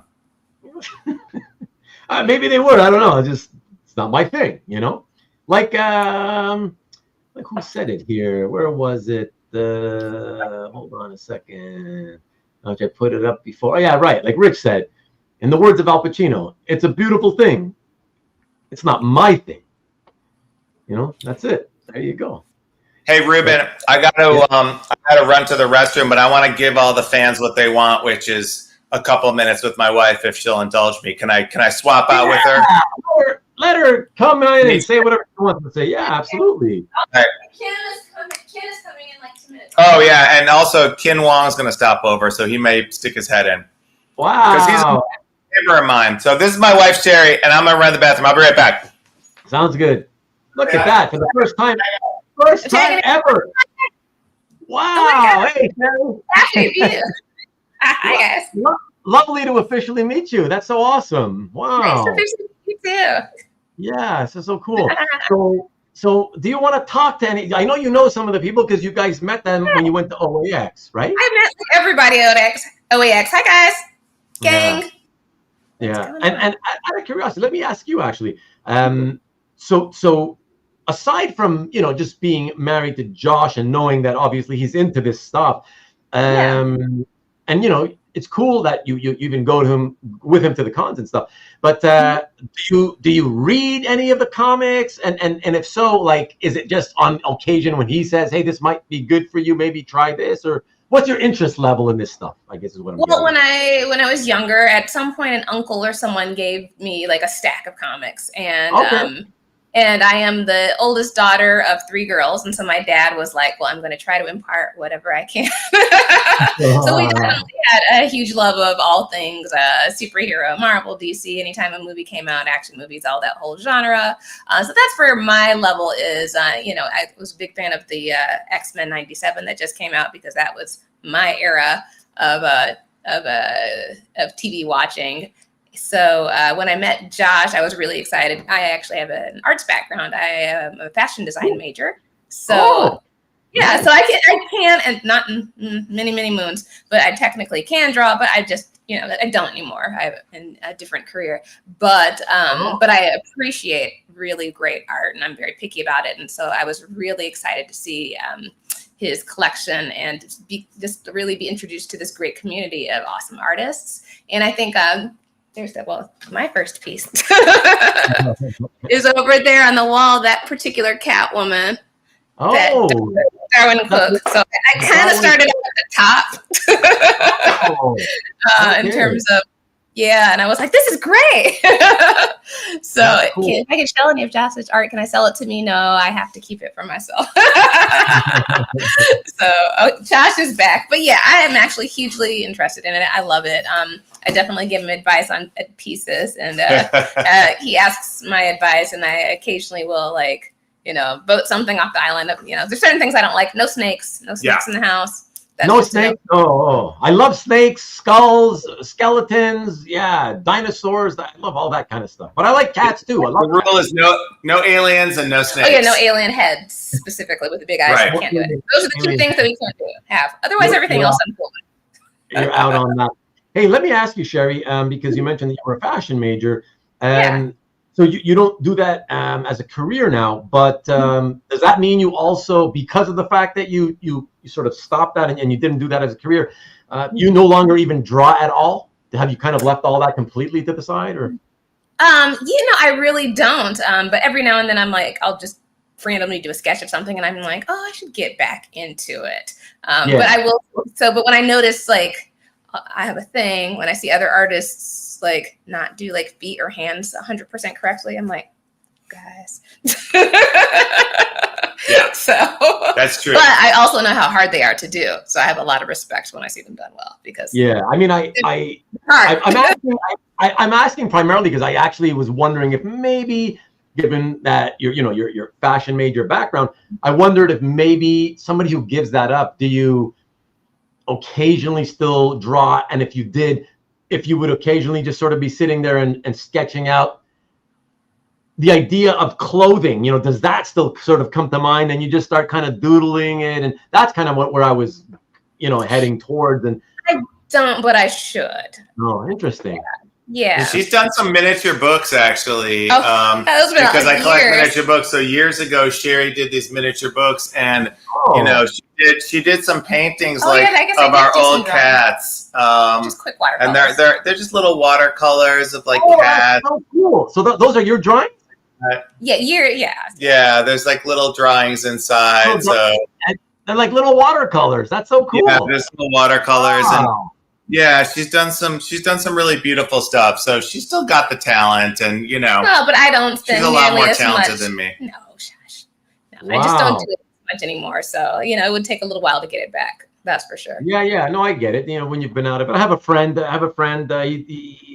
He was in he has an animation. He studied animation. But then like yourself, right? That's not what he does for his career. And then just for years he would tell me, I want to get back into drawing. I want to get back. But your life is busy. You got your other stuff. You never kind of seem to get back into it. But then this in 2024. Mm-hmm. He emailed me in some drawings, and I was like, what's this? What? He's like, yeah, I'm back into it. I do it at least one drawing a day, and awesome. It's hard to get back into, but eventually, he gets into the swing of things, and he's drawing every day. That's aren't you? Do it. Look, everyone in the chat's like, you should do it, Sherri, and also people love your glasses. So thank you. These are also one of a kind. Yeah. Yeah, they're very almost like from the 50s era.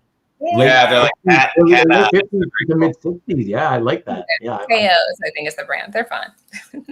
And what's the brand? Teo, Theo. Yeah. Okay. Yeah. Never heard of it, but very fashionable, and Stanley wants to let you know. That's very cool. Sure. And Alberto is saying we don't need Josh back. Let's just stick with Sherri.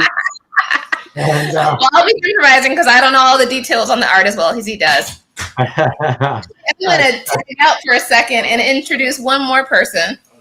Come here. He's very shy. Wong. Wong. It's Ken. It's Ken. Hey, it's everybody. It's Ken. Avenue Comic Collectors Association. That's right. We are the Rogers Park Film, Theater, and Comic Art Appreciation Society. Excellent. Wow. That's right. Well, don't be too shy, Ken, because I know that certainly I can speak for some of the people.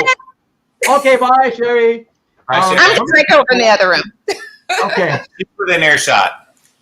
Yeah, some of the people in the chat, I'm sure know you, and you and me, we don't know each other, but I know of you just from seeing your name floating by on CAF, for example. So I know you from that. And Josh had mentioned the other day when we were chatting privately that he might be seeing you on the weekend. And I said, oh, yeah, that's great. But, if you talk to him, let him know that I'd be happy to see if he's not too shy. He might want to come on. And I don't mean tonight, but you might want to come and we can do a show and tell, you and I together. I would love to do that if you'd be up for it. No pressure. Of course, I'm calling you out. And see how it goes. Yeah. Yeah. Rent with an option to buy. Yeah. Yeah. Exactly. But no, cool. It's cool that you dropped by here. You might want to shift over a bit. There you go. There we go. We're close. But no, that was fun. And look what Rich said to you, Josh, that you became the Wally Pip of show and tell. I don't know if you know who Wally Pip is, but it's the famous Wally Pip. The Yankees' first baseman who sat out for a game, and then Lou Gehrig took his place, and then he never got his job back because Lou Gehrig went on to play 2,130 consecutive games, the record that stood for ages until Cal Ripken broke it, also another 20 whatever years ago. I'm talking too much baseball, aren't I? Yeah. Well, that's the appropriate analogy to Sherri and I. Once she steps in, people are like, why is this guy back? Yeah. And design. Oh, okay. You guys are talking about this is from a couple of minutes ago. Sorry. Yeah. Wrong. Hold on. Hey, it's Ken. See you in Baltimore, says Tom. Hey, Tom. Tom. That means you're going, I guess, right, Ken? You've already decided? I've decided. I just have not bought my ticket yet. Oh, okay. I bought my tickets, just not the actual convention ticket. Yeah. And by the way, what's the drive like? Do you drive? Or is that something you would have to fly to? How far is that, Baltimore to Chicago? I am taking a plane. I don't drive much. I want to say it's probably a 4-hour flight. Is it really that far? Wow. Okay.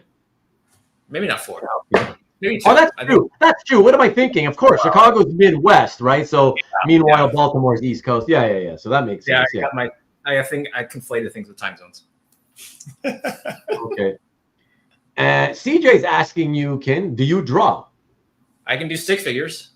Nice. It's more than a lot of people can do. Yeah, it's more than a lot of people can do. Not so much these days. Rich is jesting. Piles of sticks. Next to Ken. Yeah. And like Tom, the modern day Drew Bledsoe, okay, with the sports analogies. Nice. 16 to 18 hours. What are you talking about, CJ? 16. That's a drive. Yeah, it's about 16-hour drive. Okay, yeah. If you were drive to the East Coast, it's about 16 hours. You could probably get to DC in about maybe 14 hours. You get there. Okay. Tom said he drove it 2 years ago in 12. Tom is like a maniac. I mean, you don't want to get behind the wheel with Tom. That guy, I mean, take out some life insurance. Jesus. Yeah, exactly. All right, cool. I don't want to delay and stretch the ultimate length of the episodes, which, as you all know, are very long anyways to begin with. Too long, so let us get back in. Shall we get back into the swing of things with the artwork? Let's do it. All right. Let me see. Sorry, one last comment from John C. here. Cops can't ticket what they can't see, Tom. Good. That's well put. Go faster, go home, says Tom. That's funny. And Josh, Rich is asking, are you going to Baltimore? Oh, no. Unfortunately, Rich, I am not going to Baltimore. I will miss it. Okay, there you go. Yeah. I'm saving up for OAX. There you go. All right. So let us get back into this. And for the next piece in the show and tell tonight, we're heading back into the past with a piece, actually, interestingly enough, that you haven't seen yet, but it was mentioned earlier at closer to the top of the show during Josh's origins. Oh, so, my origin story. Yeah, let us take a look at what I'm talking about. Here we go. One of his earliest acquisitions is what he mentioned. So here we go. Check it out. What could be? Ah, yes, the Micronauts cover. Yes, so sir. I was always, yeah, ooh, yeah, look at that in color. That's great. So Gil Kane did this. I believe it's mostly marker, honestly, because you could see. Yeah, absolutely. Yeah. Faded. It's fading in different parts. It doesn't show up as much on the picture, but in person, like the characters on the left, you could see that top character. She's got, her hair is just faded in spots in different ways, but it's really nice. The detail's amazing. I love it because everything's drawn. There's no, stats or anything. Like, it's all no paste-ons. This whole thing is done by hand.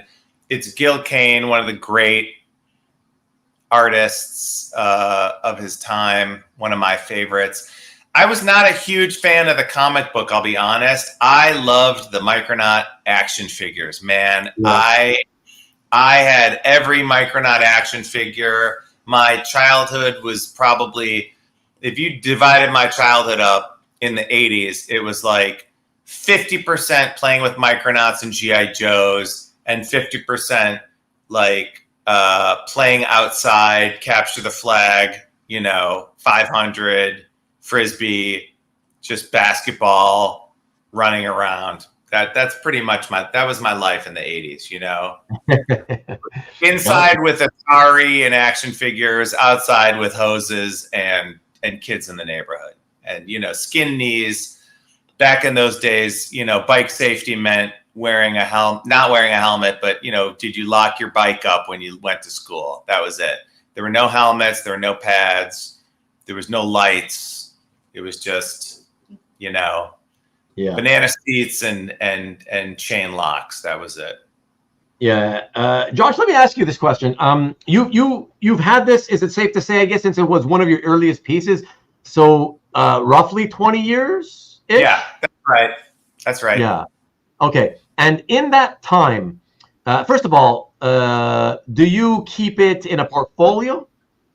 No, I've got this framed behind museum glass upstairs, out in a hallway, away from any direct light. Okay. And has it always been framed in the time that you've owned it? Pretty much. Yeah. It's not. Okay. It's been framed most of that time behind museum glass.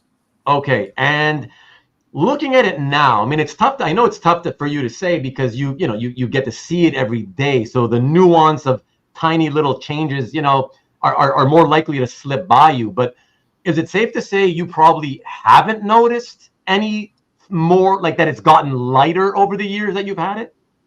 I don't think so. I think it's always, when I got it, it was kind of, fading a little bit.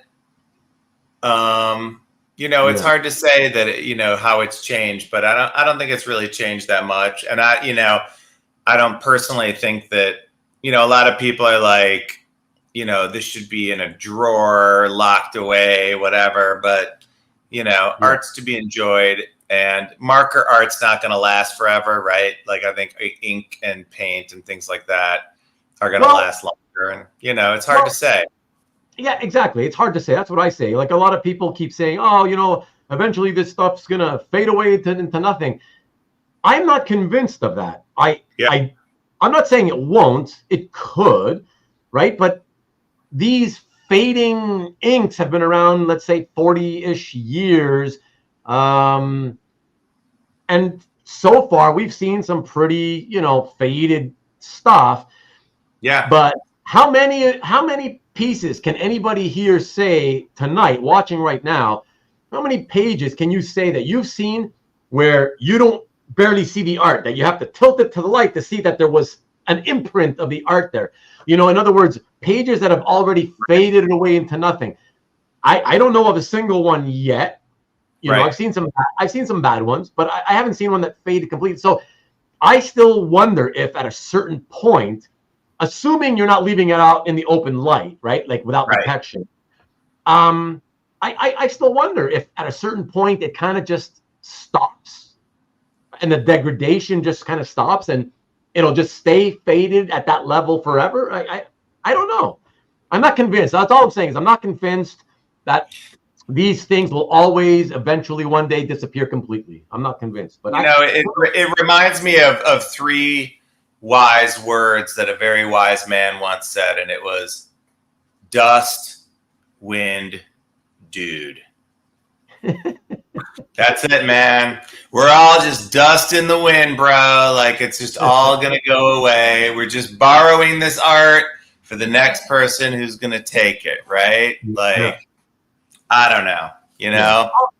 All we can do I can't take it with me. Hopefully it's still in decent shape. It's still, you know, cover to number 45 of the Micronauts book. Whatever shape it's in, it, you know, I remember when I was in high school, I had a neighbor, his garage flooded, and all his G.I. Joes from number 1 all the way up, you know, were just soaked. And I remember going through that box with him, and, you know, these comics were ruined, you know, and it was like, you could pull a few out that maybe you could salvage, but like, you know, it's doing okay. It hasn't been flooded. It hasn't been burned. It's fine. Yeah, and listen, you've done the right thing. You've presented it, framed it up with the museum glass. You did what you have to do. I'm assuming you're not a dummy, so I'm assuming that even though it's behind museum glass, that you don't have it in a place where sunlight directly hits it. No, of course not. Yeah, of course not. So, nothing hits. Nothing. Sunlight hits nothing. Yeah, none of my art. Yeah. It's all, you know. Yeah, you never know. I have to ask anyways, just because there are people who think, well, I've got it behind the museum glass. It's protected now. And so I'm putting it on this wall here. And it happens to be a wall where, you know, at a certain time of day for a couple of hours at an angle, the sun does hit it. And it's like, you really shouldn't, you know, I know you got the museum glass, whatever, but like, why trust it? Just assume that it works. Yeah, but still mitigate the risk factor, you know. It's only 99% UV proof. That's still 1% getting through. You know, it's going to make a difference. Yeah, man. Yeah, so that's it. Does it reach equilibrium at some point? Well, that's the question. I agree, says CJ. Related, I also think that the India ink used in the 40s and 50s was better. For sure. Yeah. Some of that stuff is still black as pitch right now, you know? Sure. So, yeah, absolutely. And what else? Wisely done, Sean. Is that Manix in the back? What? Man, you guys are obsessed with the whole Manix comments. No windows in my main room. That's a good thing, Tom. And, get a room, you Manix fans. Yeah, exactly. And Tom in Chicago says, put some Tom Grummett art in the sun and run a test. Yeah, thanks. Yeah. No, I don't need to run the test. I know what will happen if I put the art in the sun. I'm the guy who's not the idiot. See, that's the thing, Tom. Yeah, thank you, though. But yeah, and Tom says, I've always covered windows in all the rooms that I display in. Yeah, well, that's exactly. Thomas lives in a basement. He lives in a bunker, so all his art is safe. Okay, perfect. All right. Let us get on with it, everyone, to the next piece. And for that, we go to this one. Beautiful early Bronze Age detective comic by Novick. Yeah. This is great. And it's so funny because, you know, I picked this up at Heritage and they've had a few pages from this issue. The page after this came up and it sold for like way more than this page. And I think this is a better page. Like, yeah, the Creeper is not in his Creeper outfit. Like the last frame of this, he's tearing off the Creeper's coat and, you know, but come on, this is, you know, Herb Novick, Dick Giordano, Batman's in every frame. I mean, look at that 5th frame where he's just like, or the 4th frame where he's, you know, making that face. He's like, he's getting punched in the face. Like, oh, it's so great. The cape, the shadow, the action, you know, come on, right? Like, yeah, it's very, very dynamic. And that's not something that for many, many decades, anybody really ever, you know, it wasn't a word that anybody ever really thought of or used to describe someone like Herb Novick's work, you know? Yeah. Because he typically wasn't a very flashy artist. And so, you know, nobody really paid it much attention because, of course, when you had your Neil Adamses and your Jim Aparos at the time, that's why most people kind of tended to think about those guys when you think about, let's say, Batman, for instance, right? Sure. But when you really take a look and carefully look through the work that he's done, and those of you who follow the Heritage auctions in recent months have been seeing that there's been a lot of Herb Novick stuff being put out there. And when you take a look at it, you will notice that there's a lot of really great dynamic work. So he's an artist that I think for the longest time really did not get enough credit. And I think he deserved more, Yeah, and I think, to people that are collecting art, you want to buy stuff, in my opinion, that's underappreciated. You want to buy artists who are on their way up, who, years from now, we're going to look back and be like, why didn't I pick that up when it was only a few $100s instead of a few thousand or whatever? And I think his stuff is like that. Like, I see this and I'm just like, this is such a fun page. This is like the Batman I grew up with, right? Like, he's, his cape is doing impossible things. It's dynamic. It's that third panel looks like one of the action figures I had with a rubber Batman cape. Like, that was the shape of the cape. Like, like it really, it speaks to everything we love about Batman. And this page was drawn the year I was born. So it's like, this is, I inherited my brother's DC Comics in the 70s that he had from around the time I was born. I was born, my brother was, 12. So he was getting all these great DC Comics. And then when I was, 5, 10, 15 years old, those comics were still laying around the house. And, I picked them up. And this is what I grew up loving. Like, I'm a, people are like Marvel or DC. I'm like, I love them both. But, I really love DC.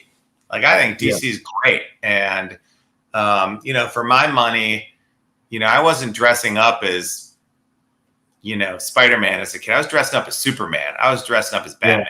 You know what I mean? I had a red cape in my closet, right? Like, Marcus says your brother must have kept all the Marvel stuff.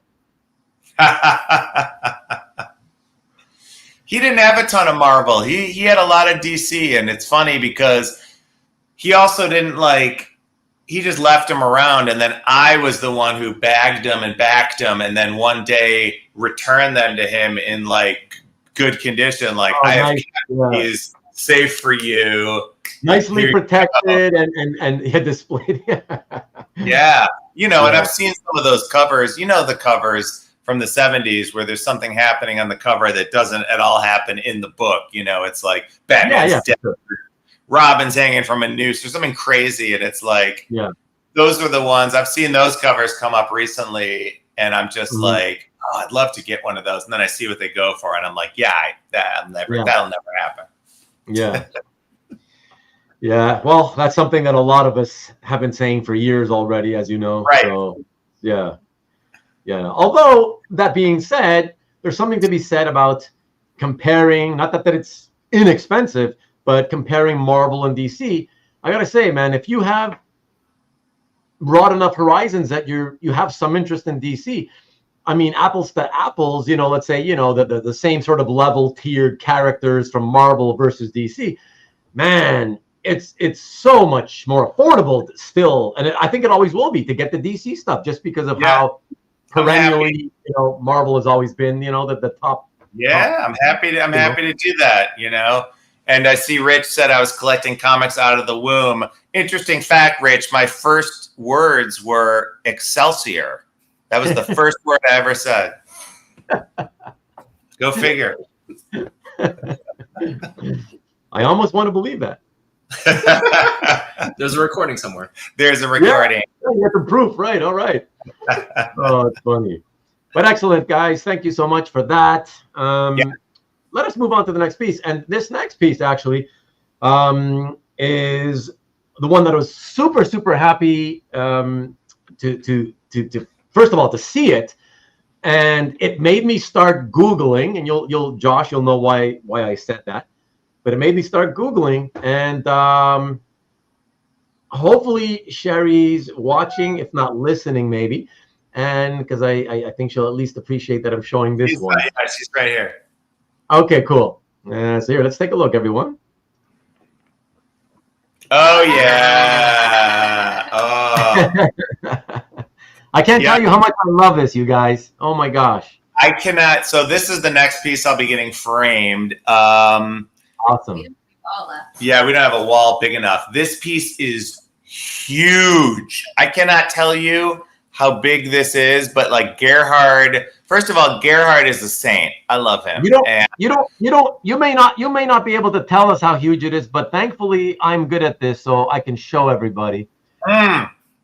Beautiful. Yeah. That's me. That's me holding it, and I'm 10 feet behind it. That's really ridiculous.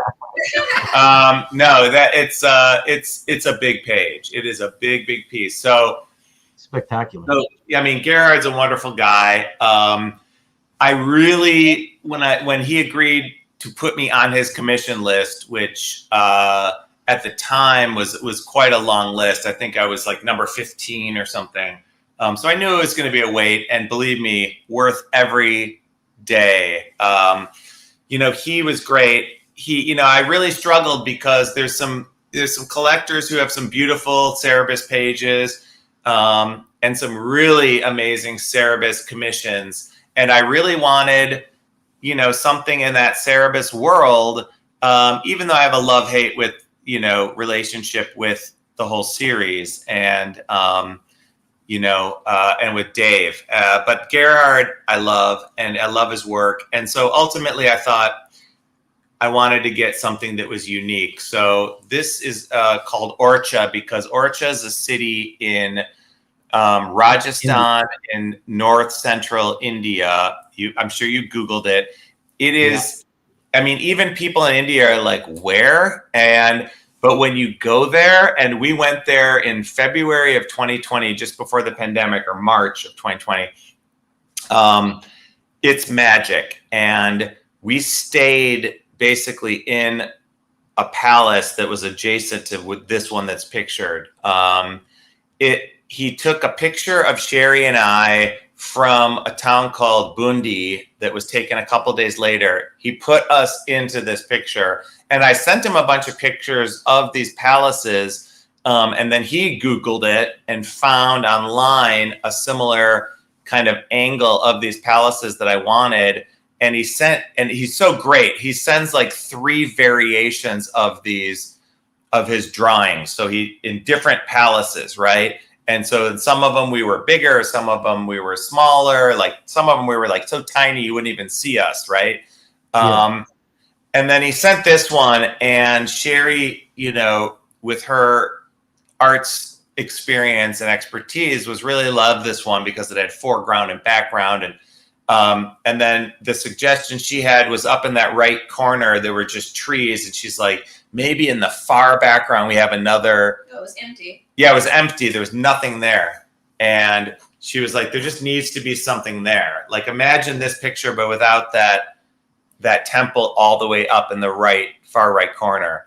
Right. So he took basically one of the temples and stuck it in the corner. So there's no place in Orcha that this, shot exists. This is sort of a Orcha fantasy, but every detail of that palace does exist. Every crack, every, piece of it, and even the one in the background exists just somewhere else in the city. So it was ridiculous. And he did so much work. He sent us pencils.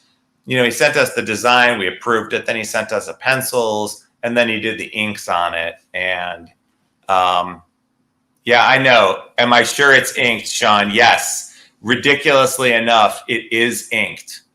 It's that's what's incredible is, and I'm sure you saw, like, I posted the pencils to it as well on my page. So yes. So again, that's something I don't have to show tonight, everybody, but use the link to Josh's gallery right down below inside the description to go there and check out the pencils. They're just as detailed. It's fantastic. They really are. They really are. And he wanted, so, you know, he really wanted to know what I thought of it. He's just a super nice guy. No aardvark mark. I've got a bunch of little aardvark drawings that he did at OAX. So I've got 3 little Cerebus drawings that he did do, so that's fine. Yeah, it's Stanley. It's amazing. I didn't know artists did commissions like this either. But he was so great to work with. Like, and I even floated ideas by him. I'm like, I've got this idea. What would you be most interested in? And he goes, yeah, India sounds cool. I'd love to do that. That sounds like it's right up my alley.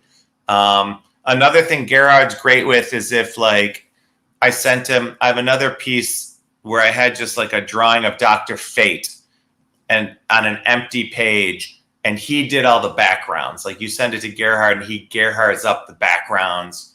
And it's almost like the backgrounds are better than the drawing, right? Like, because it's just so detailed. So yeah, this was a very special time for Sherri and I, and it's a magical place. If you can ever get to Orcha, it's like being in another world. It really is. Yeah, that's why I was mentioning about having done the Googling, because I was reading the description, that you put for the piece in your gallery, and you mentioned, you're explaining how he composited the buildings for the piece, and you said, just Google it and take a look, and of course that's what I did, and oh my God, yeah, I mean, it's not like I'm unfamiliar with the fact that India has gorgeous, beautiful buildings, obviously, but yeah. When you actually take the time to Google that and you see it and you're like, oh my God, it's just like, it's the old world, truly the old world. I mean, we're here in North America. It's like, a few hundred years old, basically, nothing is truly old here, but when you see some of those buildings, oh my God, it's just. And I have to say that, like, it's the combination of senses, because there's the sounds of Orcha, which is like, there was a guy who was just chanting like Hindu prayers over a loudspeaker that were echoing across. Oh, wow.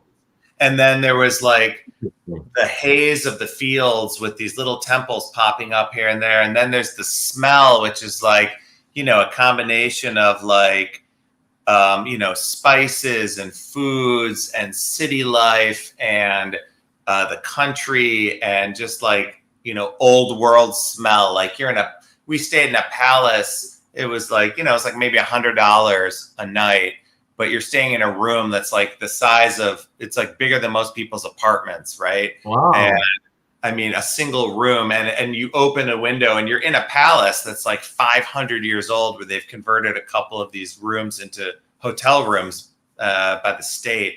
And, the key to is like this old school, like old style, like big, skeleton key that goes into a big old lock, like a padlock, like out of, these buildings look like it was where Batman trained with the League of Shadows. Like it really was. I was like, this is like, I'm going to meet somebody here who's going to like teach me the old ways of like, Camertage or something. Like it was pretty wild. That's cool. Wow. How long were you guys there for? We were in India for about 2.5 weeks, almost 3 weeks. And then the pandemic hit and we had to get out. Oh, wow. The timing. Wow. Well, at least it hit only after you'd already spent 2.5 weeks, It was perfect. Wow. It was perfect time. 3 weeks. It was supposed to be 3 weeks.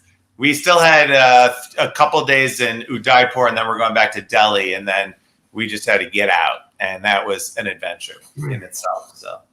Yeah. No, that's amazing. You got most of the 3 weeks in, so that's good. Yeah. Yeah. And it's been immortalized by Gerhard. We'll always have Orcha, Yeah, for sure. You guys plan to go back by any chance? I hope so. I'd love to go back. We really do. I mean, it was, I'll be honest, for those of you who've never been to India but would consider it, it wasn't high on my list of places. My nephew got married to an Indian woman. Her family's there. She's now become an American, but we went and they got married in India. And I was like, oh, please invite me. I'd love to go. And then the trip to Orcha was part of a trip that they had planned. And then Sherri and I got a private guide. We went to a bunch of other cities. It immediately went to one of the top places I've ever been in the world. And go back in a heartbeat. You know, they say you would love it or hate it, and we loved it. India was amazing. And out of curiosity, not that it's my business, but I'll ask anyways. Do you happen to have any idea as to whether? Well, first of all, your friend, you went there for your friend's wedding, who married an Indian woman, right? Is your friend an American-born American? Like, yeah, my nephew was born here in America. Yeah. Okay, and so being that it's I guess a biracial, I guess interracial couple is what you call it. Is there when it's not two Indians, native Indians, is there dowry involved? I'm just curious about the how they do. Do you know anything about that? Like, they did a traditional Hindu wedding, and so it's about a 3-day affair. Right. And because we had come over as family, we were invited. And so we were honored guests and included in the ceremony. So it was, I don't know a lot about what was being said in the ceremony, but I know there's a lot of wonderful and amazing traditions that, everything from, doing all sorts of, what's that?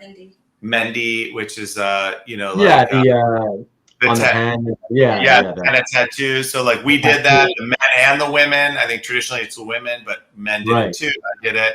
And then there's, traditions, that were really interesting and involved us, like, covering them with spices and things and all sorts of.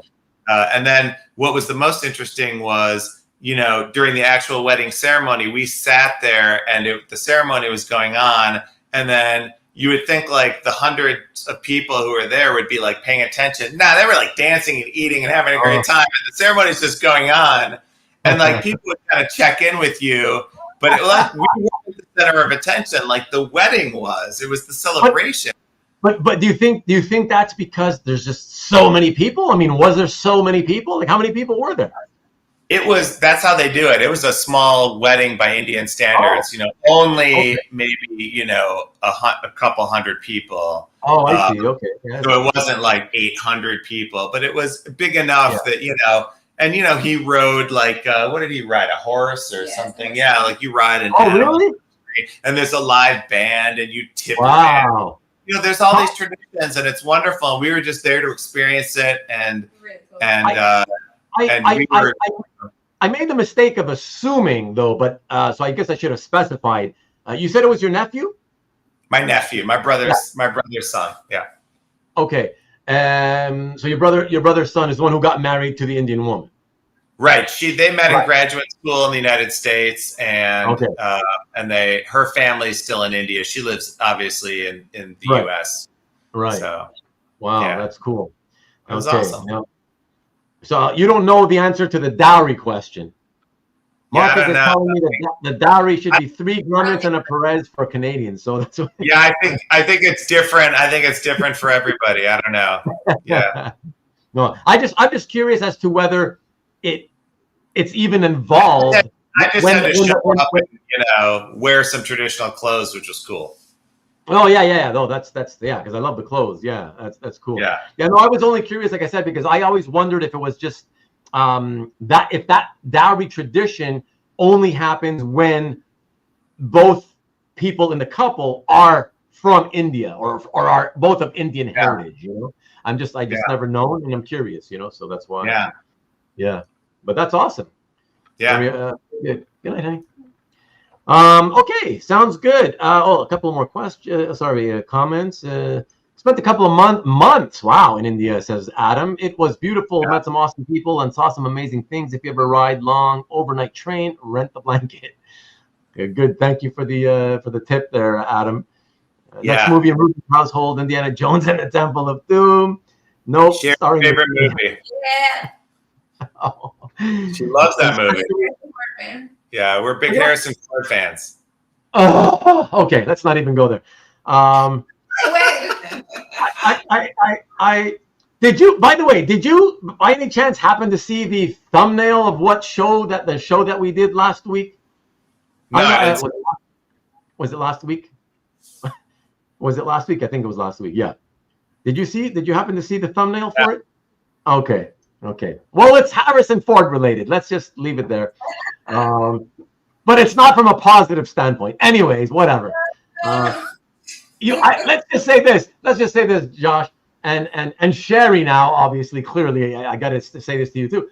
And you too, if you're a fan, Ken. So go when you're on my channel on YouTube, just go hit the at the top. There's all these tabs. Hit the live, because all my shows are basically live. Hit live, and then you have them all in order from newest, from most recent to oldest. So it should be the one right before our episode, right? And just go to it when you have some time. Okay. I've broken up like I do to all my shows. I broke it up into chapters. Just look for the chapter. It's one of the earlier chapters. There's a chapter on like Harrison Ford, Blade Runner, whatever. I would say it's worth watching just to see why I'm bringing this up. And it's about 20 minutes long, whatever. It's worth your time. But right. I think if you check that out, it may incite another conversation between us. Or argument, I don't know, but yeah, I think you'll have something to say, or one of you, at least one of you will have some things to say to me, But anyways, we'll leave it there. As Peter says, Ruben loves Harrison Ford. Ruben says Harrison Ford can't act. Yes, taunt Ruben about Harrison Ford. He's an American treasure, Oh my God. Ruben is lucky there are no Harrison Ford emotes. Emotes? You mean emojis? I searched. Ruben has a bad feeling about this. Ruben loves Ford more than Harrison Ford. I got to tell you, I will not deny. At the time, Marcus, I was a fan of Dice Clay. But I also knew at the time that type of comedy was going to become old really fast and not age well at all. And that's exactly what happened. A few years later, so let's just leave that there. Yeah, exactly. The Dice Man. The Fugitive is awesome. Never saw it. Never will. I watch whenever it's on. Good for you. Ruben hates Harrison Ford. Chicken and waffles. Root beer floats. And photograph art. Okay, now they're really piling on me. Never tell me about re-inking that original Ford in Ruben Strikes Back. Okay. All right. He hates all art dumps too. Okay, whatever. All right. Let's move on with this. Nursery. Thank you, by the way. Thank you, everybody, for allowing us to do that longish segment on that last piece that we showed. Here, let me show it quickly one more time, because this was just phenomenal. And by the way, I never mentioned, here's how big it looks, everybody, one last time. I didn't mention earlier that what I really love about it is the fact, actually, that as much as I love Gerhard's, known for his backgrounds, I love the fact that you put yourself and Sherri into it, even though you're tiny. I love that. I love that you're both there, really small. You don't notice it maybe right away, but it's just, I love it. It's just a nice personal piece. Yeah, there was a different version he gave us where we were even smaller and harder to find, and I was like, that's cool, but like I want us a tiny bit more prominent. Okay. Sherri and I have we've got, I don't know, 2 or 3 pieces of art that we are in, which is pretty cool when you have an artist that you like who's put you into art. Yeah, I've always wanted to do it, but I've never done it. And just because I feel like I always every time I want to do it, I'm like, I don't know, is it egotistical? And then I'm like, yeah, but it's fun. Why not, right? And then I'm like, that's all fun. I don't know. But then in the end, I just never know, like, who do I get and what do I have them draw? And, like, in what context am I going to be involved? And do I involve my family? It's just all this stuff. And then in the end, I'm like, whatever. I'll think about it some other time. And I never get around to it, Yeah. It's cool to see that you guys did it. It's an amazing piece. Yeah. It could be my favorite piece of the evening, believe it or not. Yeah. Thank you. Thank you. I appreciate it. Okay. So everyone, next piece, let us jump back into this so we can catch up and not finish too late. So yes, the next piece is, here it goes. Here we go. Check it out. Come on. The King. Yes, sir. Yeah. So, wonderful example, by the way. What's that? Wonderful example, by the way, I think. Thank you. That's why I got it. It's got everything that you want from a Kirby page. It's my only Kirby page. It's got, it's got that first Kamandi in the first panel. I mean, that you could just replace him with any, Captain America, Thor, whatever. Like, it's great. It's great Kirby. It's got the Kirby crackle in the third and fourth panel. It's got the machinery. It's got Shadow.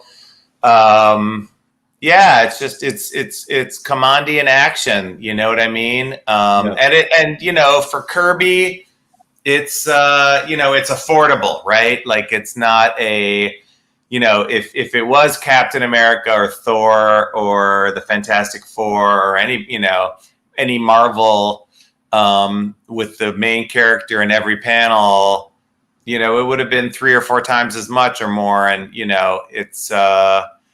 it's just great to own a Kirby, and again, a great pickup on Dueling Dealers several years ago. So excellent. Actually, as a point of interest, so for many years, I was never attracted to any of that DC output that Kirby did, right? And for many years, over the years, heard a lot of people talk about, like, of all things, Kamandi. Oh, this is the best read. And I'm like, really? Of all of the stuff, that's the best? Because to me, I always thought, I don't know, it looks like DC's version of Kazar. He's Kazar, right? He's just some naked guy, right? Running around in the jungles or wherever. And I knew nothing about it. So anyways, last year or whatever, a few months back, I decided to pick up a big, thick trade of Kamandi, the first 20 issues or whatever. And so I'm in the middle of reading it. Well, yeah, I think I'm just finished issue 16. But I got to tell you, first of all, let me ask you, have you read it? Yeah. Okay. And what I also came to it late, as you did. Okay. Like me, right? Yeah. So what is your honest assessment of it? So I picked up Kamandi and I picked up Demon after. So, like, my first exposure to Demon was actually Matt Wagner's miniseries, his 4-issue series in the 80s. When it came out, loved it. Yeah, gorgeous. And I actually, I remember it. It opens in this scene, and I actually have the second page of issue 1. And the scene from it, Sherri and I actually got to go visit. It's a ruined castle in England recently, and we got to go to that spot, and so that was cool. So, but I finally went back and read them all, and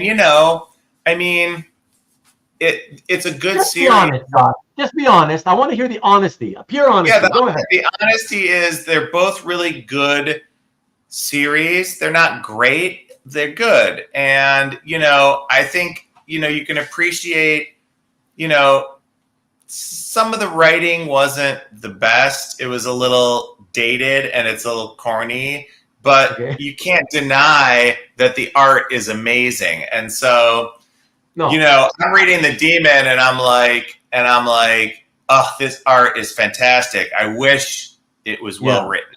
You know what I mean? Okay. Fair enough. I don't know. I love the Demon as a character. I should have tried that first. So all I can tell you, the reason I'm asking is because I'm reading it. I'm reading 16 issues, whatever, and I love the art. So put that aside. There's nothing to say about that other than it's good, great art. Yeah, love it.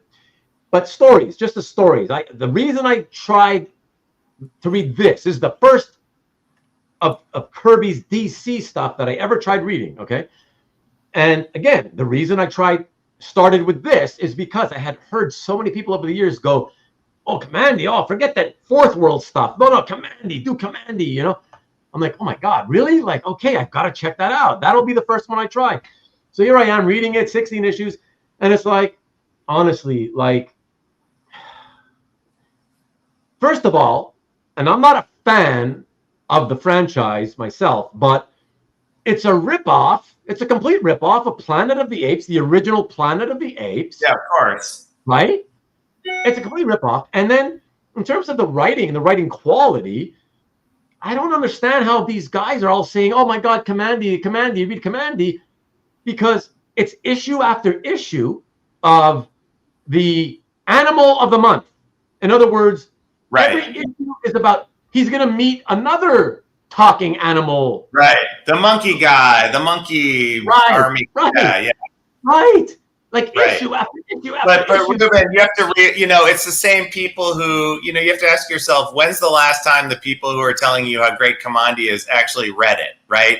Like it's the people who say, look everybody's like, oh, my favorite movie as a kid was Bad News Bears. Have you watched Bad News Bears recently? That movie is horrible. It's racist. You got kids using the N-word. It's rated PG. Like, it's terrible. Stripes. Oh, I watched Stripes 100 times as a kid. Try watching Stripes today. It is awful. Like, there's movies like Blues Brothers that still hold up, right, from the 80s. There's they're okay. They got their issues, but they're great films. But like somebody who's telling you Kamandi's great hasn't read Kamandi in their 50s. They read it in their teens. Yeah, that's my argument. We didn't have taste when we were in our teens, dude. Everything was great. You don't want to take the advice of a teenager about what's good art, okay? That's my argument. That's my argument. That's always my argument. I'm like, you guys probably are saying it's great because you remember your memories of it from when you were a kid. I can't imagine an adult reading it for the first time thinking, oh my God, Kamandi, that's great writing.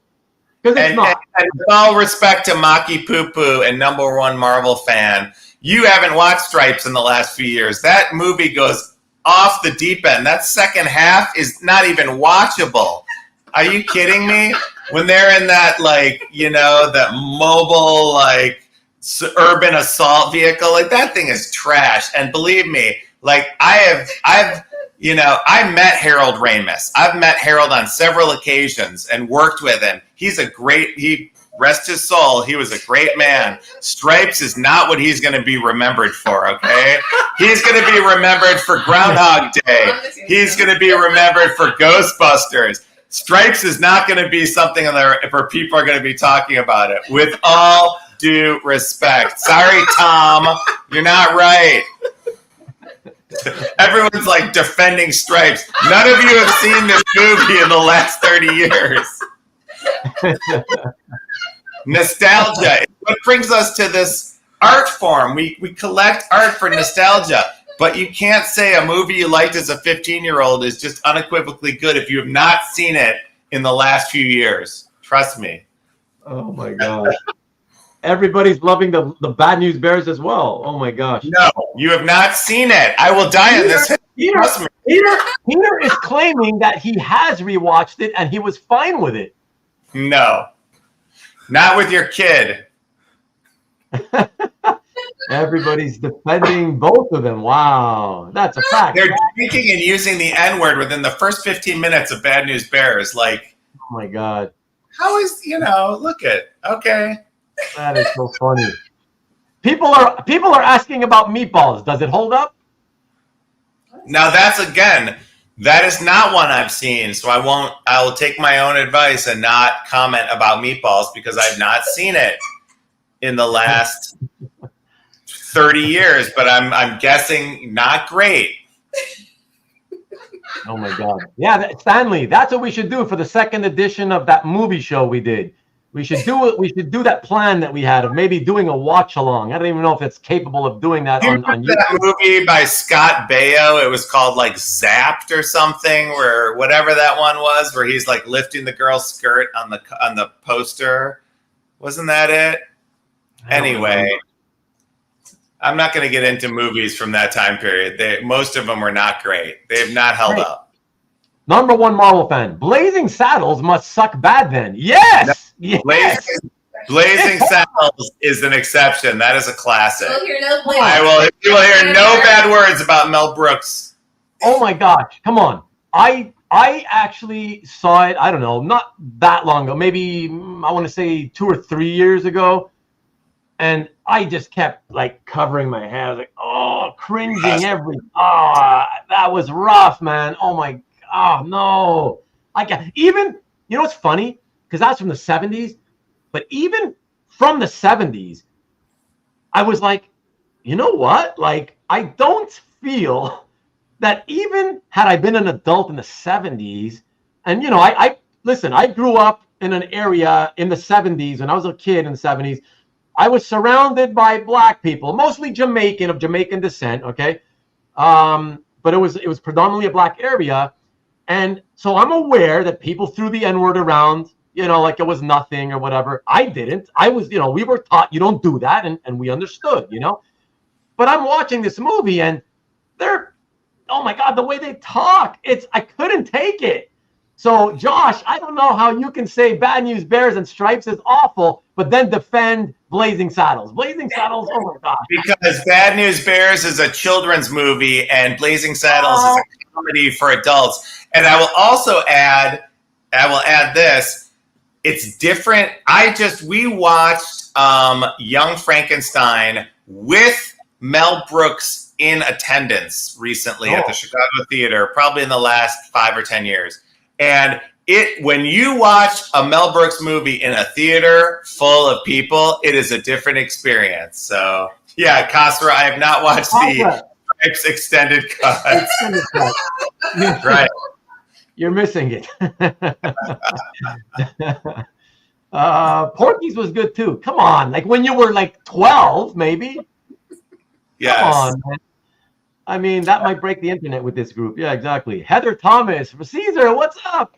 Heather Thomas, yeah, the good old days, right? Kasra, I think Kasra is talking about the Sergeant Hulka extended scenes where he gets his own series and he moves in, having to pretend that he's gay to live with 2 women in a apartment in California. Is that Three's Company?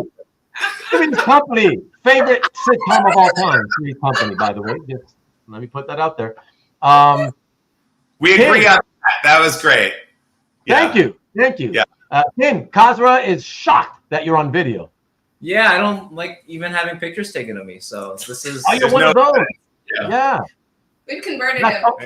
Yeah. I have a local friend here. Peace Vito, what's up? Who is the same thing. He doesn't even like to get his picture taken, but he definitely will never come on camera. You at least came on camera, so that's pretty awesome. Yeah, good, man. Good having you. Hanging out. I love that. My channel, everything I do on this channel, every different show I do is kind of still based in just hanging out. So it's awesome because that's what you're doing. You're hanging out with Josh and Sherri. It's a typical Sunday night. It's what we do. Yeah, man, it's awesome. I love it. But okay, let's get off the movie talk. Ruben was a great dancer. They're all loving the movie talk. Great dancing rapper. I wasn't. I tried to become. I didn't. I can't. When you hang out with the Rogers Park Film Appreciation Society, that's what happens. Look at that, Nick. Nick just came in the middle of movie talk, movie racist talk. You know. Nick, you missed it. I just showed the cover, the Manix cover that you just published. Oh yeah, you missed that. He can rewind it though. Here. Yeah, okay, Nick. For you, buddy. Get your copy of Dynamite's Thundercats #7, art by Manix, published by Nick, owned by Alberto. Alberto, this is the first time I bought a comic where I know the artist, the owner of the art, and the publisher. That's pretty cool. Yeah, that is pretty cool. Yeah. You cannot be a Chicagoan and not like Stripes. Well, it's a Chicago thing, I guess, but apparently not. I'm a Roper guy, not a Furley guy. That's not true. I used to be that way, but then I switched, Marcus. I switched. Now I realize Furley and his physical comedy much better. I ended up being more of a Don Knotts guy than Norman Fell. I mean, I love them both, but yeah, I loved him better in the end. Don't worry, Ken. Nobody watches Ruben's show anyways. I'm kidding. No, you're not kidding. Nobody watches. Don't worry about it. So what's that? So thank you. He's thanking you. Did Ruben buy his? Did I buy what? What are you talking about, Nick? Sorry. Here, let me put this up. Did I buy what? Did you buy your copy of Thundercats #7, cover by Manix? Of course not. I only because I don't go to the comic store or whatever. Like I go to the comic shop once a year, if that, you know. But if I make it out there again, I'll see if I can track down a copy. The thing is, not for nothing, Nick, the stores around here, because there's so much stuff to order from so many different distributors. Yeah.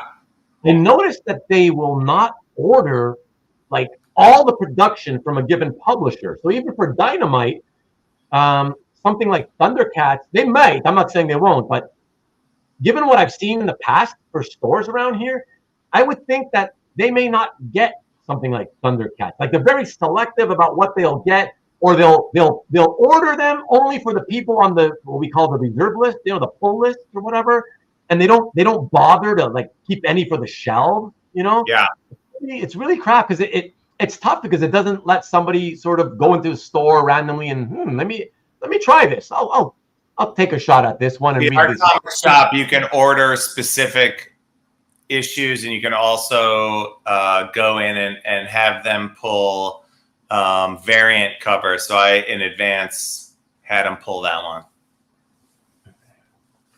Yeah. Well, anyways, who was it that Ian Saint? He ended up buying, I think, 7 or 8 copies. So he made up for my loss of not buying a copy. You know, so he's got one for every room in his house. Good. So there you go. Roper and Furley were in their 50s in the show. I know. And when you look at it now, you're like, really? That's not somebody in their 70s? Like, it's weird. I know. Okay, now I want to talk about Blazing Saddles. Sorry. We're going to get off of that. I'm going to catch up. Order one offline. Okay, yeah, thanks. Well, I will say Mr. Red Jack said that he was captivated with the commentary about the background, because, the creation of that movie and the people who worked on it and wrote it and then wound up acting in it is pretty interesting. So, who was that? The people who created Blazing Saddles. So, right. Mel Brooks, he worked with some great writers and actors, and he did some commentary on the film, and, you can get that DVD with the commentary. Oh, okay. Yeah. Got 5 already. Okay. Streets of Fire is the best Chicago movie of all time, and Willem Dafoe's breakthrough role. Okay. Nice. Well, I like Willem Dafoe. In the 80s, he was really great. He was in a lot of movies. He was really hot at the time. But actually, if anybody hasn't watched it, I loved him in, I forget what it was called. Somebody else will probably tell me, I'm sure. But in the Nosferatu movie from, I don't know, 10 years ago, he played Nosferatu. You guys remember that? Yeah. No? You guys are blanking. Somebody will tell me what it was called, but he played Nosferatu. Oh man, it was it was about the making of Nosferatu. It was amazing. Right. Really amazing. But okay, everybody. You think it was called Nosferatu? I don't think it was. Nick. But anyway. Nosferatu? Yeah, Nosferatu with a 4. Like a number 4? No. It's No, spelled the right way. with Willem Dafoe? Yeah, spelled the right way. It's just Nosferatu. It's called Nosferatu? I guess that's new. I feel like it was a 3 or 4 word title. Maybe. Interesting. Was Willem Dafoe in that? That's what it's. Never mind. Okay. But anyways. All right. So keep Ruben on tangents because Stanley wants. Shadow of the Vampire. Shadow of the Vampire. See? What's everybody telling me? Oh yeah, it was called that. Jack's working on Google over here. Yeah. Thanks, Jerry. Thanks for clearing it up. The computer, okay. I'm taking down the elevator now. Yeah. Cutting power to the security cameras. Yeah, and you see how I was exactly right with the about 4-word title. That's pretty good. Yeah. Credit where credit is due. Yeah, it was a good one. Yeah. So check it out, everybody, if you haven't seen it. It's really good. And Marcus says he did 2 Nosferatu movies. Okay, I don't know about that. I don't know how there could have been a market for that, 2 of them. But anyways, so Sherri, stop using the internet. Alberto says you'll make Josh freeze again. Sorry. All right, everybody. Let's get this back on track. We've gone off the rails, as we often do on my channel. But we got to get back on track. There's like a handful of pieces we still got to show. So for this next one, I decided now to go 2 pieces again on the same slide because I figured they were back-to-back pages, so that's why I did it. I love that you do that. Great. Yeah, thank you. I think people appreciate it, so why not, right? I appreciate it. Who cares what people think? Yeah, exactly. Screw the rest of them. Fuck them all. All right, here we go. Check it out. Yes. Yeah, baby. Yeah, baby. So this is, Matt Wagner, again, Grendel Shadow. These 2 pages came up probably within a year of each other for sale. And, I obviously, when I saw them, I had to get both. So I bought them separately, but they are consecutive. So this is, this was, the story was, the Shadow had met Grendel in a ridiculous, unlikely story of Grendel traveling back through time or something to the time of the Shadow. And Shadow takes his fork, and this is Grendel discovering the Shadow, noticing that his footprints go through a wall, finding the secret lever, finding the Shadow's lair. He sees his fork right next to the Shadow. He's able to sneak up on him and surprise him. And that's like the cliffhanger moment. And, I love both pages. I think I love the page with Grendel in it, sneaking down into his lair. You get a great angle of the lair. And then obviously that splash page is just freaking ridiculous. They're both framed on my wall right next to that cover for Grendel Shadow that I have. It's all you could want in a modern Matt Wagner Grendel page. And it's got the Shadow as one of my favorite characters, close behind Grendel is, I'd say 2 of my top favorite comic characters of all time. And for those of you who, don't notice such things, I love that splash so much that I used it, or at least part of it, for the back of our. It's so great. Yeah, it's so great. I thought it was so great that splash. I was like, oh man, that's so beautiful. But then I noticed the previous page, and I was like, oh man, the composition and all those textures that he creates for the backgrounds. It's so beautiful. I was like, I can't just show the splash for splash's sake, because everybody wants splashes and covers. I get it, but I'm like, I love storytelling, and boy, oh boy, the panel page is the lead-in is just fantastic. It's just as great as the resulting splash that follows it. So I figured, you know what, better than choosing, let me just show both. What the hell, Yeah, there you go. One last look at the color version, everyone. Yes. Yeah. So check it out. Yeah. Yeah. So, it's got everything. It's got, shadow. It's got light. It's got those Venetian blinds. It's got bricks and bricks and bricks. People love the bricks. It's awesome. Josh with arms on hips. Yes, exactly. Thank you.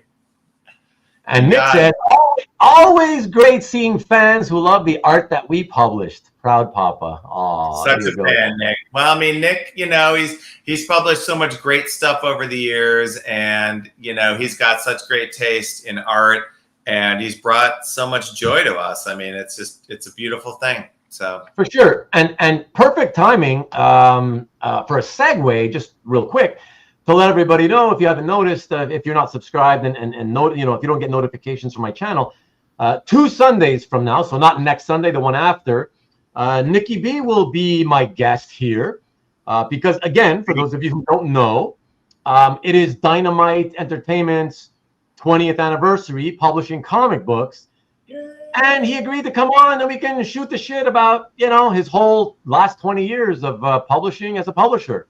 And so I figured, that'll be how do you do that? How do you do that? I don't give up my secrets. I'm sorry, Ruben. I can't tell you. That's really cool. Wow. Okay. Yeah, I did. Yeah, I'd love to tell you. Like floating emojis and mine, you know. Like floating emojis while we're live, like that's crazy. On a live video stream, wow, that's crazy. Yeah, I admit, I've never been the most tech savvy person. Whatever, everybody probably knows but me. But yeah, that's all I'll say. That's pretty cool. Oh, sorry. Great flow. All the braille. Yeah, okay. Matt uses crayon for wall texture. Correct. It appears like it is, Peter. I'm not sure. I haven't seen one up close. Can you tell Josh if it's crayon to do that wall texture? In the background here, like let's show it here. Oh yeah, that's a good question. You know, I don't know that Matt uses crayon. That's a great question. I don't know. Okay. What do you think, Ken? I mean, it could be like a colored pencil or something. Yeah, it might be colored pencil. Yeah. I could see that, but I can always reach out to Jim Warden and ask him to ask Matt for sure. When's the Sienkiewicz giveaway? You just missed it, Kazra. So sorry. It will be Ruben's lowest rated show with you on the air. Yeah, it'll probably be the longest show we have ever done with you and me talking, but we'll see about that. I don't think it'll be the lowest rated though, Nick. Don't worry, I have faith. You see, even Carl's calling it now. It's going to be a long show. Yeah. Ruben will have to treat Nick to a steak for that interview. You know what? I eat steak once every many years, so he should treat me just to get me excited about steak again. I don't know. Sentani, Dynamite, Nick Barucci. There you go. Josh has the app. All hand gestures it does something. Okay. Yep. It's like a special app. That's cool.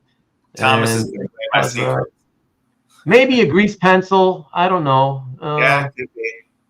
Yeah. Will you manage to send Ruben's channel to YouTube jail? Okay. All right. All right. Enough of the jokes. Let's get on with the next piece, everybody. And for that, fantabulous high contrast. I love high contrast. That's why I'm saying it. High contrast piece here. I'm sorry. 2 fantabulous high contrast pieces because I couldn't just pick one or the other. Check this out, everybody. I love it.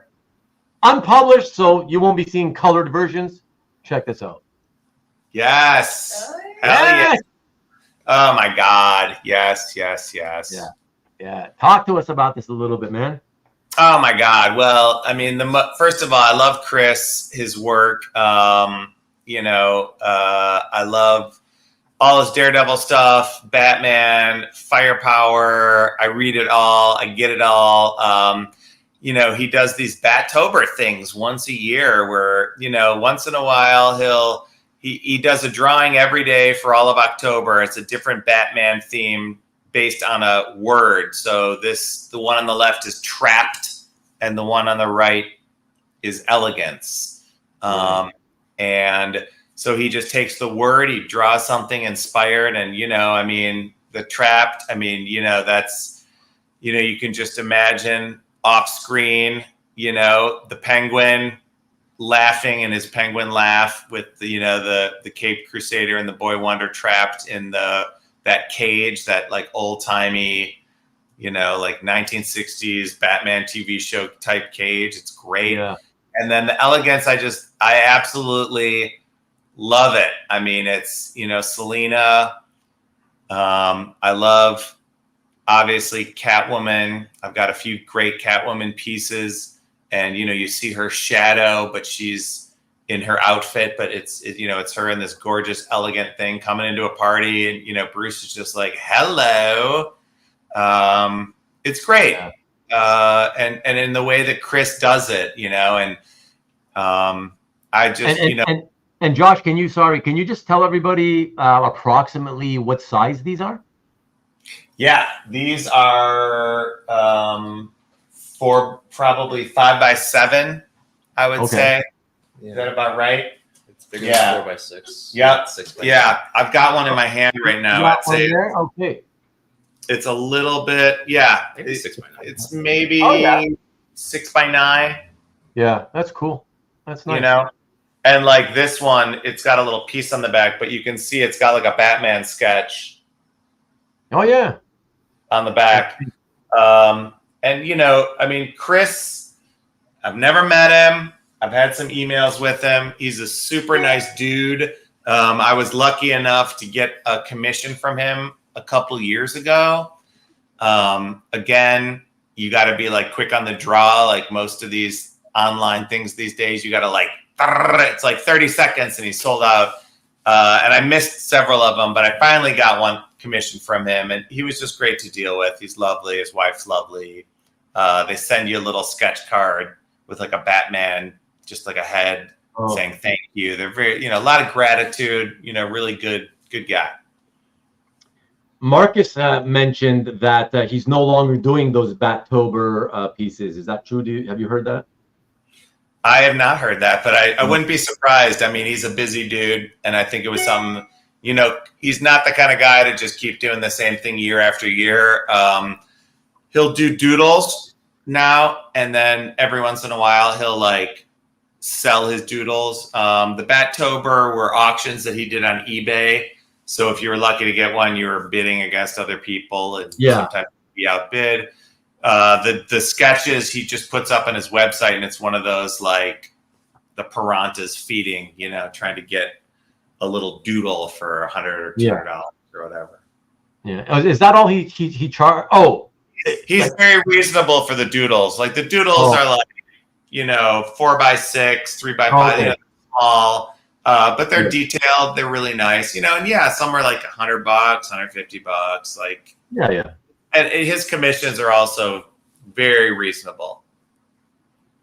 Good, because he's very popular. So yes, and he's great. I think he's one of the best artists out there. He brings a lot of dynamism and joy to his work, and his lines are great. He really he communicates. He has that same feel, I think, of Darwin Cook, right? Like that same kind of joy. Big, funky, thick, black shapes. It's all about shapes. Same thing with Mignola. It's all big, black, different shapes. Less is more type of approach. It's wonderful stuff. Couple of comments real quick. I stepped away. Sorry, I don't know what you mean by that. He recently did 2 Friday releases of doodles, right? I stepped away. We're just talking about Chris Samnee, Nick. Exactly. I missed all of his doodles. I had meetings that day. I was unable to be there when he dropped them. So there were a few nice ones. Like he did a question that was really cool, like in the rain, and he did a few other. They're mostly like headshots and a few like half body shots, but they were cute. Yeah. Peter, no. Again, that's one of the. I struggled, and in fact, I wanted. I struggled with my decision as to whether I include a Darwin. But you can see Catwoman. There we go. Nice. So you still get one. Yeah. Awesome. Thank you. Yeah, thanks for doing that. 2 of them, awesome. Those are the ones I wanted to do them both. Yeah. Actually. Oh man, yeah, and I love reading the Parker stuff. That was Sherri and my first piece of art that we got together. Sherri's first piece. He did that for us. That's awesome. That's a commission that he did for us. It says, "For Josh and Sherri, best always, Darwin." Awesome. So and beautiful. Knocked it out of the park. And again, couldn't be a nicer guy. He was like, he had misplaced it under a pile of other art. He thought he sent it to us. And then as a I'm sorry, he sent like a head sketch for Sherri, and he sent some signed books. And I mean, he was super nice.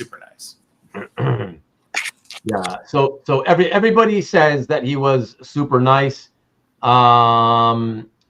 Of course, he was also known as a curmudgeon, and just depending on what time of day you would catch him and whatnot, whatever. But it's fabulous stuff to look at, and you're very welcome, Peter. I'm glad we could do it impromptu, so that's really cool. And Canadian. That's right.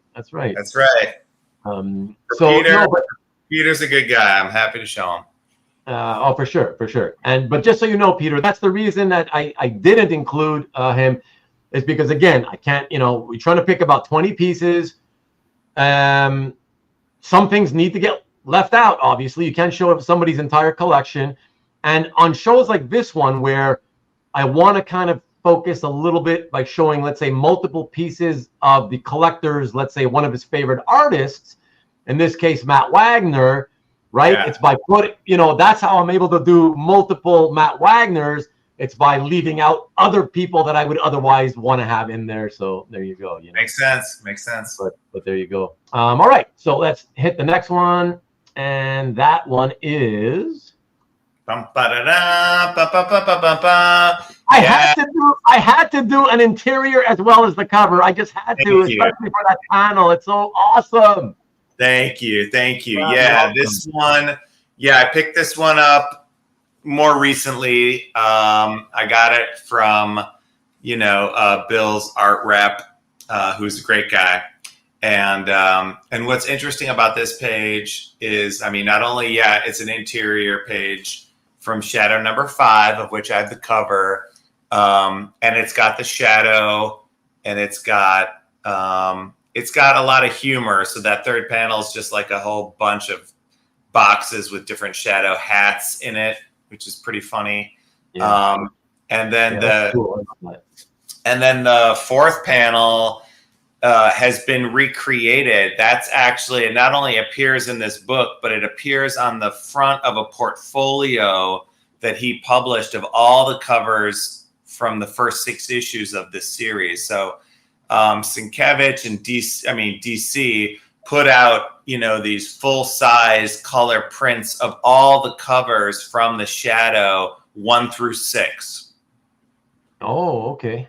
And that image in the fourth panel of the Shadow's face and his scarf is used on the cover of the portfolio. Cool. Yeah. And then, are you talking about the portfolio from the 80s? Yep. Okay. Yeah. The one that came out pretty much, I think it came out after he had already finished his run on the book, right? Like not long after? Or was it during? Do you remember? I don't remember when it came out. Okay. But yeah, very, very cool. And great to have the cover and an interior page too. Yeah, I had to, Tom. It's great. And if you can see, I had him sign it in the bottom in his, signature red pen. So he signed it. Yeah, thank you, Kasra, from 87. The page is from 87. So yeah, it probably came out soon after those issues. But I had Bill sign it when he was in town with an art exhibit of his art at a local museum. Very cool. Yeah. How long ago?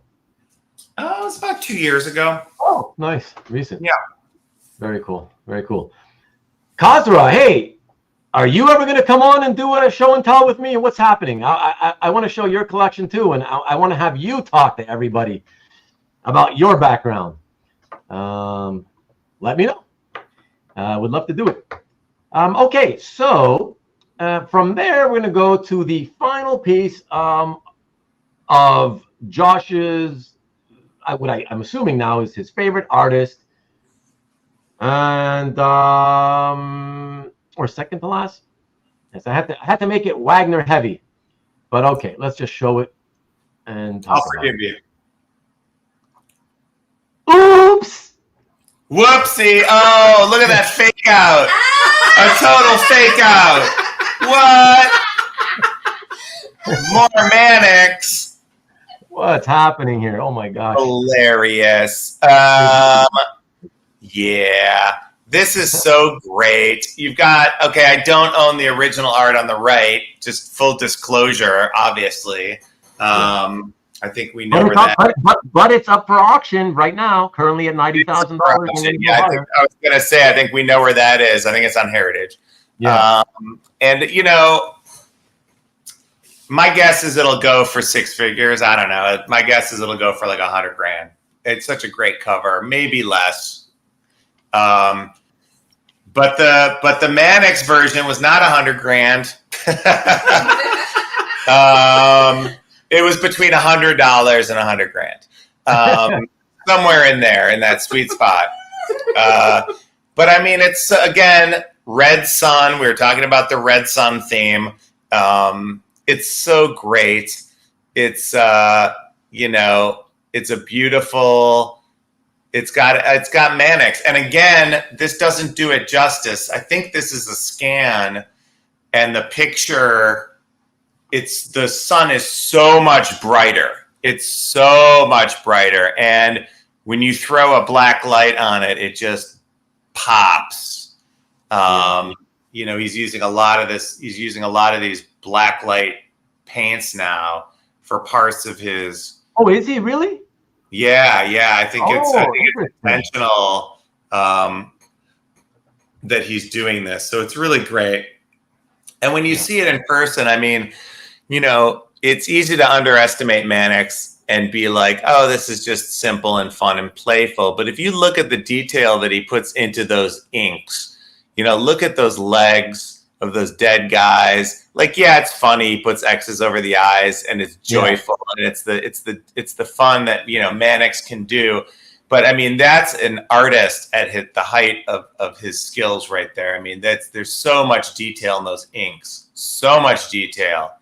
And in person, it's just so fun. So yeah, I picked that up recently at one of the Next Comic Art sales, and it was an impulse buy, but it's great. I absolutely love it.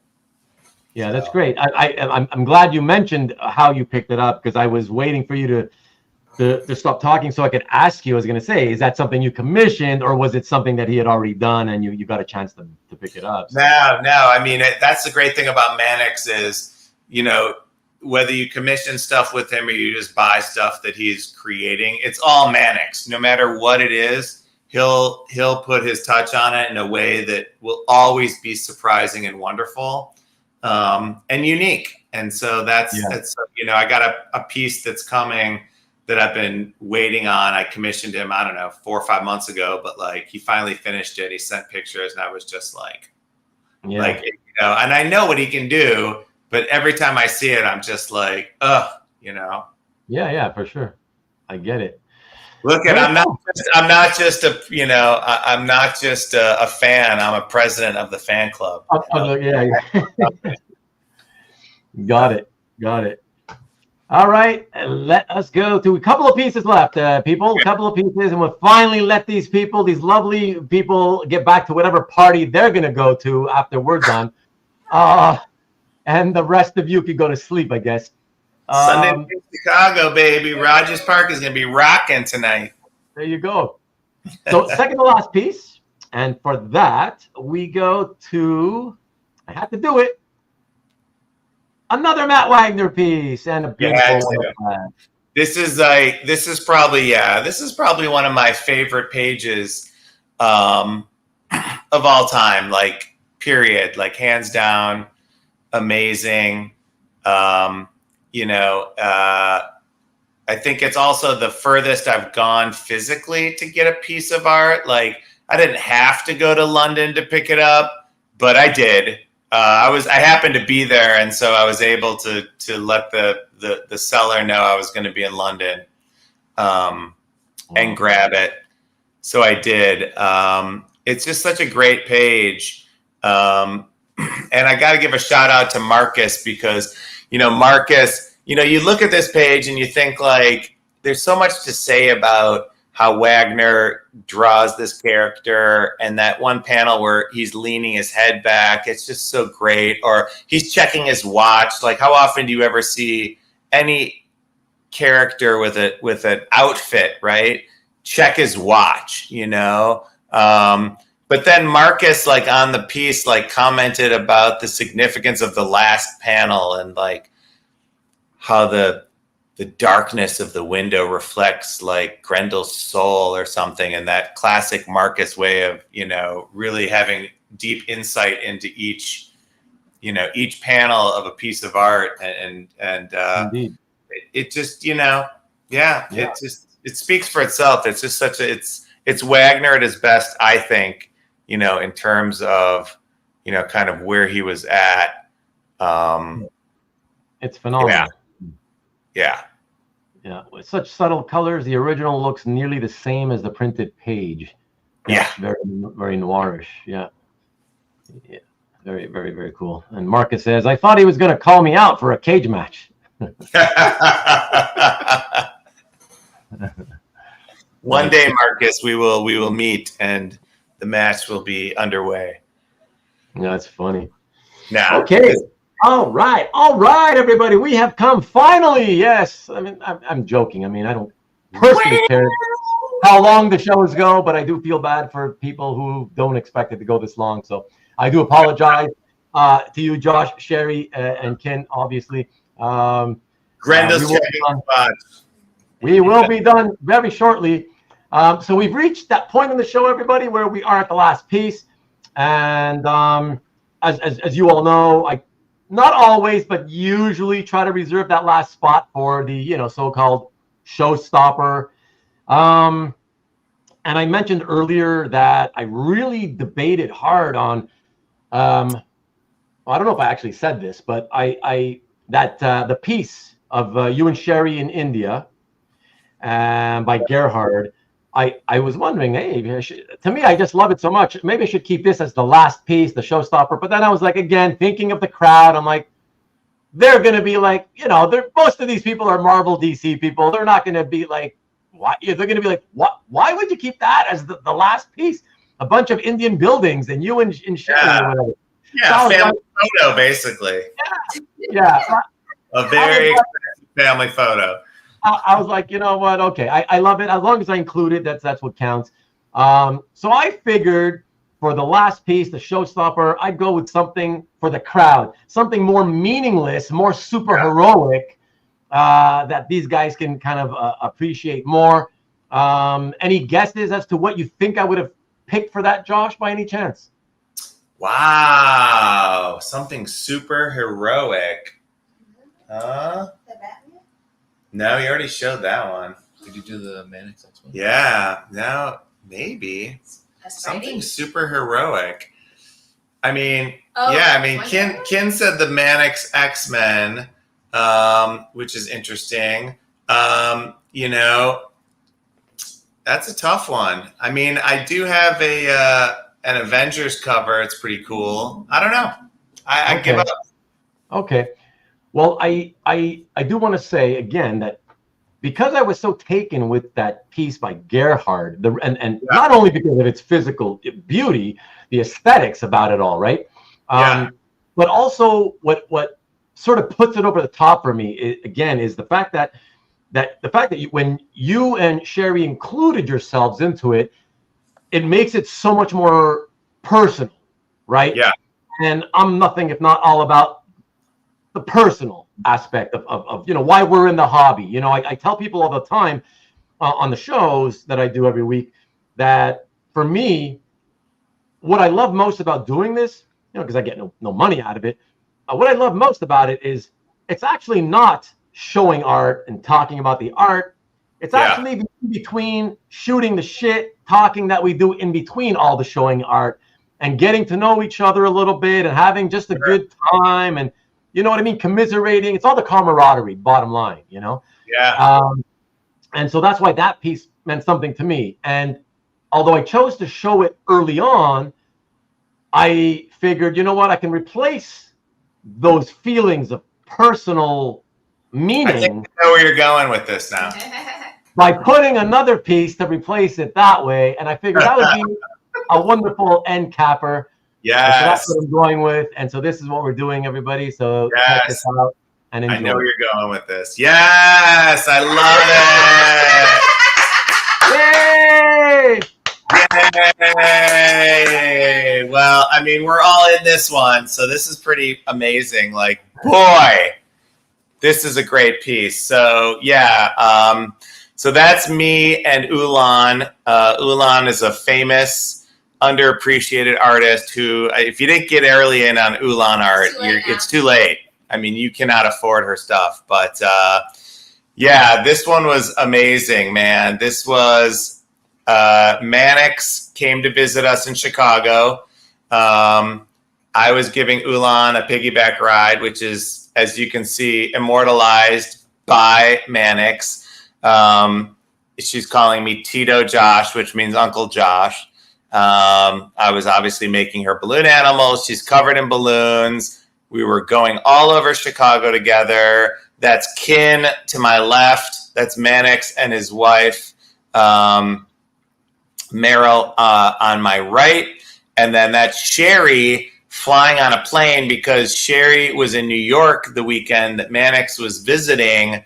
And she was unfortunately not with us, but she's known as the girl who gave me money because at OAX, Sherri bought Ulan's first commission ever for $5. Like I said, you should have gotten in early because, man, we got a deal. That piece hangs on our refrigerator, Ulan's piece. But this piece will definitely get framed. This is, I mean, to be immortalized by your favorite artist is, I mean, it's just, there's no words. You can't describe it. Yeah. And so, I just want to, I have to, yeah, Carl says, I saw her sketching that at OAX. Yeah, totally. Totally. She was working hard like her dad was. I wanted to buy it, and she said that it was $3, but I gave her $5. Yeah, she wanted $3 for it, but Sherri gave her $5. And then I think that's when she realized, oh, I should be asking more, as all artists learn. You know, you're undercharged. Yeah, so. For sure. Well, I do want to address one comment that I haven't posted yet. Let me put, yeah, and Maki Poo had said, save the best for last. Yes, sir. I think so. I think I did good on that one. But Stanley, what's up with you, Stanley? What's up with this comment? This is heroic? Hey, Stanley. Stanley, I'd like to see, Stanley, first of all, I'd like to see you. I answered him, though. Look at the answer. Like, yes, it's Josh being a hero. I mean, look at it's carry a small child on your shoulders around Chicago in the dead of winter after you've already gone to the Home Alone house. You've already gone out for lunch. You've already twisted a bunch of balloons. You know, it's, you know, look at, I wasn't the hero that maybe, you know, she wanted, but it was the hero she deserved. Yeah. That's the way to pat yourself on the back, Josh. I think it was supposed to be the other way around, isn't it? Like, maybe it wasn't the hero she deserved, but it's the one she wanted. Yeah, something like that, whatever. Something like that. But, look, and I'm not saying it should be immortalized in an ongoing series that's illustrated by Manix about the misadventures of a Chicago guy who cheers up a bunch of kids by carrying them on their shoulders and twisting balloons. But I'm just saying, Nick, if you're still listening, it's $1 million idea. We're going to work on this. We're going to publish a book. It's going to be a hit. No, that's awesome, man. I'm happy to have been able to show that. And Marcus, you better be happy because I think I did 4 Manix pieces, something like that, right? 3 or 4. Yeah. So finally got your Manix fill. I'm hoping. Well done, Ruben. I appreciate it, buddy. Yeah. No worries, man. The Adventures of Tito Josh. Yes. Blue Man. Yeah. So there you go, fellas. There you go. That is the last piece. I don't have a secret last piece. That is the last piece, everybody. So I do want to say, Josh, thank you so kindly for, again, I told you privately, but I'll say it again publicly. Guys, you should all know. This show tonight, it was not even planned like 5 days ago. I had nothing going on, and you didn't know what was going to happen. I would have done something, but it wouldn't have been anything, you know.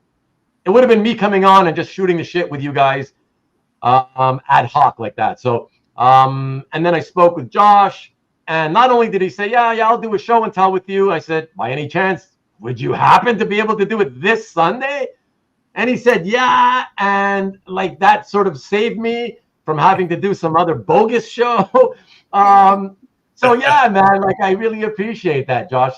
You saved my bacon a bit there. My pleasure. We were going to be just hanging out and doing what we normally do in movies and talking comics. So yeah, it's so amazing. So not only you saved me there, but you've been lovely about it. You got Sherri, you got Ken coming in. That makes it great. It's never really happened before. Nobody ever really brings others. Hey, Sherri. Where's the party here? It's party house. last few comments, by the way. Great show. Rich says, good night, everyone. Great show. Lovely folks. Thanks, Poo-Poo. Thanks, Tom. Rogers Park team. Chicago well represented. Almost 4 hours. Yeah. Longest Josh has gone. Wait, 4 hours. Longest Josh has gone not taking off his shirt. Something that happened when you took off your shirt. Great show. Thank you, Josh, for stopping by and sharing your artwork, stories, and balloon animals. Also, Miss Sherri and Kin, by the way, not Kim, for making guest appearances. Until next time, good night and good. Thank you, Mr. Red Sack. Thanks, Brian. I appreciate it. Great show with a few bits, but it was lively and fun. Catch the bits you missed on Rewind, Carl, if you want. Good night, everyone. Good night to you, Maki Poo Poo. Next time we need Josh to do the show from the bathtub. Oh, yeah. Great idea, Alberto. Nick, the bogus show is scheduled for September 8th. That's hilarious. No, we're going to have a good show. Relax, buddy. Come on. Awesome show, says Rick. That's awesome. Oh, and before the rest of you take off, sorry, what are these comments coming in? Ruben still needs Thundercats. Would you stop that? Nick Ruben will do 11-cent auctions. No, he won't. Thank you, Josh, Sherri, Kin, Ruben. Excellent. Fun show. Thank you, Peter, as always. Appreciate it. Awesome, fun show, says Tom. Yeah. Thank you, Tom. Lee, same thing. Great show, everyone. Thanks for sharing, Josh. Thanks, Lee. I am texting with Manix now, and he is starting to watch the show. Tell him on all our behalfs. Thank you. Tell him thank you. And thank you, He's just waking up now in Manila, Yeah, man. Good night, my fellow Chicagoan, says Tom Kadzalovsky, and you too, Ruben. Thank you. I appreciate it. But what I was saying, and you guys, and to you guys, by you guys, I mean you guys in the studio with me, Josh, Sherri, Kin. Please just hang in for a minute. Don't hang up.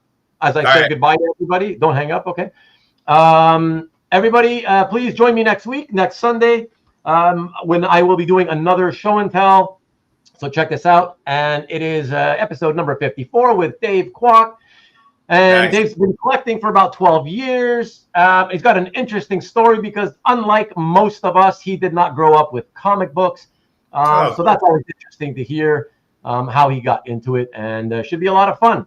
And he's got a great collection. Not an extensive one, but a great one. So please tune in for that. And that is at the usual 8 p.m. Eastern, 5 o'clock Pacific. So please tune in for that. Don't forget Nick's show this Friday, everybody. And yes, if you can hit one more like, anybody who hasn't done so, please hit the like button, get me to 50. Although the Rewind people will get me to 50 anyways. That's cool. Poor Manix has 4 hours to go. We love you. He can always fast forward, do a show with Manix and Marcus. I would love to, but Marcus wouldn't come on screen. Have a great week, Carl. And wait till everyone sees Manix's cover to the next Dynamite comic. Awesome. Quit teasing us, Nick. Yeah. Thank you. Thumbs up to you, Marcus. I appreciate it. And that's it, everybody. Thank you again.